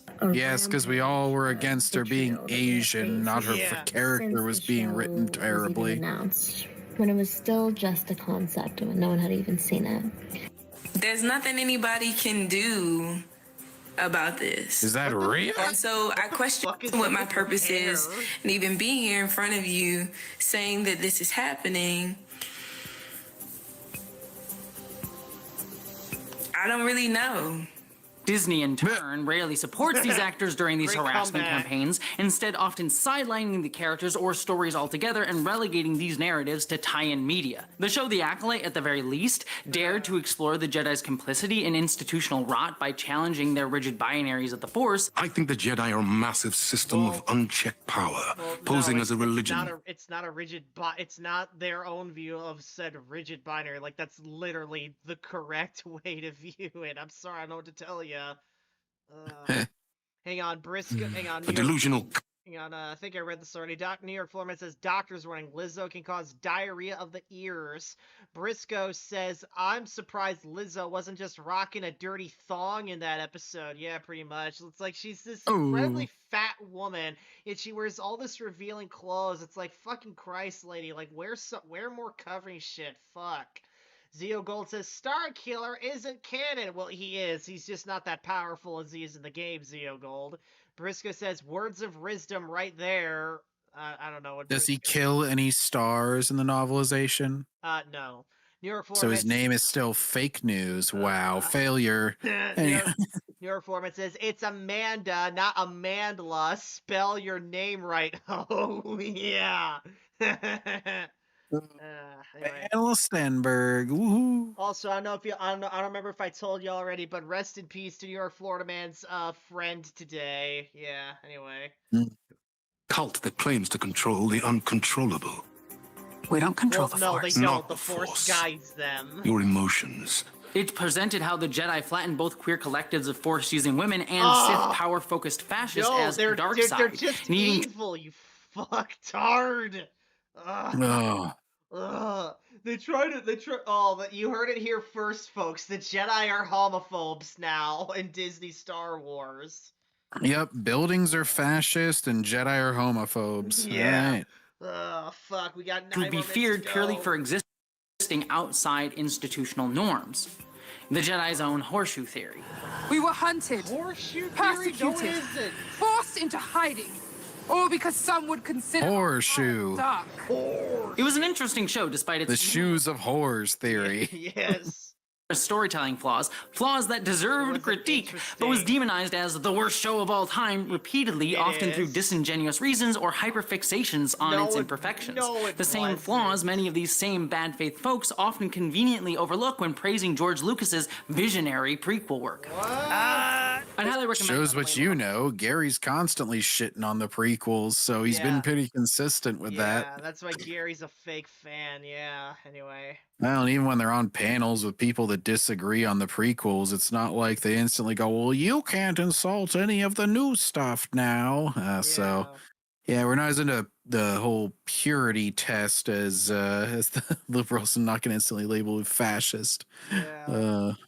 On Reedus' amazing video on the show. Fun lol cow fact. Jerry thinks that The Force Unleashed is the same kind of game as God of War, DMC, and Kingdom Hearts. I mean, it kind of is, but yeah, it really isn't. It's different, yeah. God of War and Kingdom Hearts are so different, though. Yeah. Can't be like both of them. Yeah. But to bring it back to Andor, that's why Andor felt different, because season 1 actually tried not just to say something, but said it clearly. Its message was tight, effective, and sharp, refusing to be easily dismissed. Andor pulls more directly from the 1970s era of politically charged science fiction that Star Wars originally emerged alongside and out of. Films like Soylent Green, Invasion of the Body Snatchers, and Lucas's own THX 1138. That landscape was gradually buried as Star Wars became the template for Hollywood's blockbuster age, with studios chasing the spectacle of what Star Wars represented rather than the substance of it, and capitalizing on more general mythic structures while discarding more contextualized and specific political critique. But Andor... the shit you like, sorry. Bro, the least political Star Wars is the first one, and it's the most successful, so... Yes. Yeah, like, unless you just take every evil thing as some political statement. Survives that lineage. What are we doing? Rejecting We're trying to wrap this up, Jacob, but this bitch has been going on and on and on and on and on and on and on about crap. On and on and on and on. You want to make it to part 2 and we'll stop there? Yeah, let's at least make it to part 2 and then we'll stop there, yeah. Yeah, it's only like 3 more minutes. Signifiers to instead confront Empire complicity and resistance with clarity that pulls directly from specific history that feels almost rebellious within Disney's machinery. Also, can I just say how much I adore this cast? No, you They can't. all seem like such amazing people. Oh, they're doing PR stunts, you fuckwad. Of course they're gonna seem friendly and they're gonna laugh and smile a lot. It's literally what they're paid to do in these stupid press junkets. Yeah, let's see here. I hate it whenever people fall for this PR bullshit. Yeah, New York Floorman says this dude with tits makes no sense. Yeah. Okay, John, Zio says to you, Jerry Pete understands games the same way Jessie Gender understands Star Wars. Yeah. Who's Jerry Pete? Lily Orchard. Oh, right. Oy vey. Solar appears to just be utterly weirded out by his character, and I love it. I just want to chop the vegetables in peace and not get pressured about how I'm cooking dinner. Yeah, but you're not And chopping them. Oh, God. But Denise Gallagher is the complete polar opposite of her Andor character and looks like she's having the time of her life. First scene. Yes, because she's paid. Kite for hours. And She's then... not doing these things for free. I hope this idiot realizes. Oh, I hate whenever this is like whenever people go on like a talk show or something and they're like, "Oh my god, they're so relatable." He looks like what's his face? Tarkin's actor, Peter Cushing. In this fucking still, by the way, because he's like balding the same way, has like sort of old school clothes on. We did the scene standing at the window and Dedra's like looking out and then he just sort of comes up behind her. It's like, oh, this is great. This is going to be so good. Plus, she's also an actor. So the scene is great because a man comes up behind her. Wow. That really sold me on the scene. Been openly vocal of her support of Palestine. Oh, jeez. Oh, no. They're into Palestine. They're great. Yeah. Sign which hell to the fuck yes. I don't really have a choice. It feels to me. I don't. I don't have a choice. I have to say something. And also, what I will say too is, you do have the option to not we're being say asked by Palestinian people to speak. And No, so you're in not. years to come, when people say, I didn't know what to do, it's like, but we know what we're being asked to do. Palestinian people, the videos I see of women standing on rubble with their arms outstretched Palestinians saying, have please, social please media, they speak can up. Say shit, yeah. So you just do everything that somebody asks you to do? What about if a Israeli person asks you to do something? Then what do you do? It's like please, Deidre's actor lady, please spread the word. The Palestinians are doing these bad things to us. Please, Okay, Deidre, nobody watched your show. How many people do you think are going to watch your political stance off camera that has nothing to do with the show? It's going to be a fraction of that fraction. Yeah. Authentic. So I'm sort of doing what they are asking me to do. That's what I'm doing. Frankly, I'm surprised Disney hasn't thrown her under the bus the way they did Rachel Zegler in Snow White. Oh, I love Diego Luna. You mean the person that caused that was a large part of that movie tanking? Yeah, they probably should have thrown her under the bus because she fucking cost them a lot of money. Yeah. Much. Gold says, The man just wants to touch. What's with leftists siding with people who hate Jews? I don't know, Zio Gold. It's a conspiracy, man. They're not anti-Jew, they're just anti-Zionist. Yeah, that makes it different. Yeah, Briscoe says, I find it's best to stay out of other people's affairs. Yeah, pretty much, yeah. Especially affairs are halfway around the fucking world, yeah. Anyway. Jabba the Hutt more than anything. Yabba. I've always wanted to touch him. Like the texture of Yabba is something I need to discover. But on top of that, he's an incredibly talented producer and actor in his own right. Oh, you never saw that clip before? Film festival. I haven't seen that. What the fuck? Yeah, he's like obsessed with Jabba the Hutt. I don't know why. Jabba's one of my favorite characters, but I don't want to touch him. What the hell? That's one of the last things I want to do with Jabba. Yeah. Yabba. focuses on human rights and even won a human rights award, and his production company is just as Oh, he won an award. Yippee. women and journalists in Mexico. Freedom of expression is a human right. Absolute king behavior. Wow. He said a generic good phrase. As much as I love my glup shittos, Andor wasn't about fan service or grand prophecies or mystical bloodlines. It was about everyday people. The ones not written into mythologies, the ones whose names don't get boring people, but are still remembered through a shared history and culture that we must fight. Even in this mythology bullshit, even if you include, you want to know why movies aren't about normal people? Because it's fucking boring. Because we're boring people, and normal people bore the fuck out of normal people. I swear to God, this is why we watch shit like Star Wars. I'm so sick and tired of this fucking. It's like, oh, the best parts about film are the normal human moments. Like, no one gives a shit. Who the fuck watches? If I wanted to watch normal people, I'd go outside. Zia Gold says Ziegler is nuttier than a porta potty at a squirrel convention. Yeah, pretty much. This is so to preserve. If there are heroes brave enough to take on a whole Imperial garrison, I'm brave enough to stick it out here. Symbolized most by Marva's desire to have her ashes turned into a brick to support her community long after she dies, and her name perhaps forgotten. It was about showing that resistance to oppression isn't about waiting for some hero to rise out of the Force or our collective unconscious to come and save us, but instead takes collective struggle. Well, this all goes back to, like, they can't have any heroes because nobody can be exceptional, because nobody can stand out, because everybody has to be the same. Everybody's just got to be the boring same amount, and we can never have any heroes, because that would be like bad, because that's implying somebody's better than somebody else, and we're all the same, guys. Right. There's no reason to try, because you're just going to be the same as the other person no matter what you do, apparently. Yeah, we're nearing the end. People coming together, building solidarity through shared pain and identity, and carving out space. Shared identity, it's all identity. Back. It was workers on the factory floor, rebels in the streets, communities rising up. Not for prophecy or that guy ain't doing shit, by the way. Yeah, he's just beating his drum. Yeah, we're nearing the end of part 1, and so far this is just feeling like Jessie because saw Ant's Andor video. You know, remember, John, the one that you and Evan covered. So far, it's just reading like Jessie Gender just copied off of Ant's notes so far. Reached out for each other and stood by each other.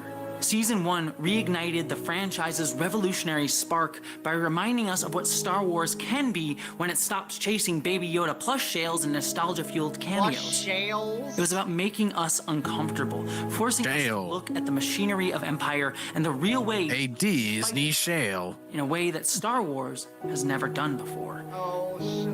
You just said it was all Star Wars used to do, and now you're saying it's never done it before. What the fuck? Is it Star Wars or is it not? Didn't go out with the end of season 1. Finally. Yeah, I don't know what the transition is, because you're just labeling your shit random parts. So thank fuck we reached the end of part fucking 1. Jesus H. Lucas, that sucked.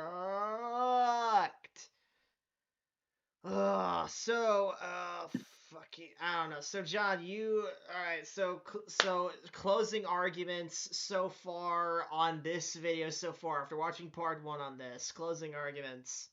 this person doesn't even know the show that they're simping for. I kept pointing out where they were misinterpreting fucking Andor, and if I have forgotten a good bit of season 2 because it was so boring and inconsequential other than the most egregious parts, then just imagine whenever they're bringing up season 1 shit that I'm remembering. I'm like, you had to really fuck that reading up. Yeah. Oh my gosh. And closing arguments on the Ant video we got done watching earlier. Oh, well, it was typical Ant filler where he just talked about random ass villains and how they died or didn't die for about the first 9/10 of it. Yeah. And then for the last 10th, he basically said, like, make it more like X-Men, even though X-Men fucked up all the time. Yeah, make it more like X-Men and have all the villains just be gay for the heroes, pretty much. Well, anyways, guys, we're going to end the video. We're going to end the stream right here. So if you guys enjoyed the stream, please give it a thumbs up, comment below to follow stream, subscribe for more streams like this.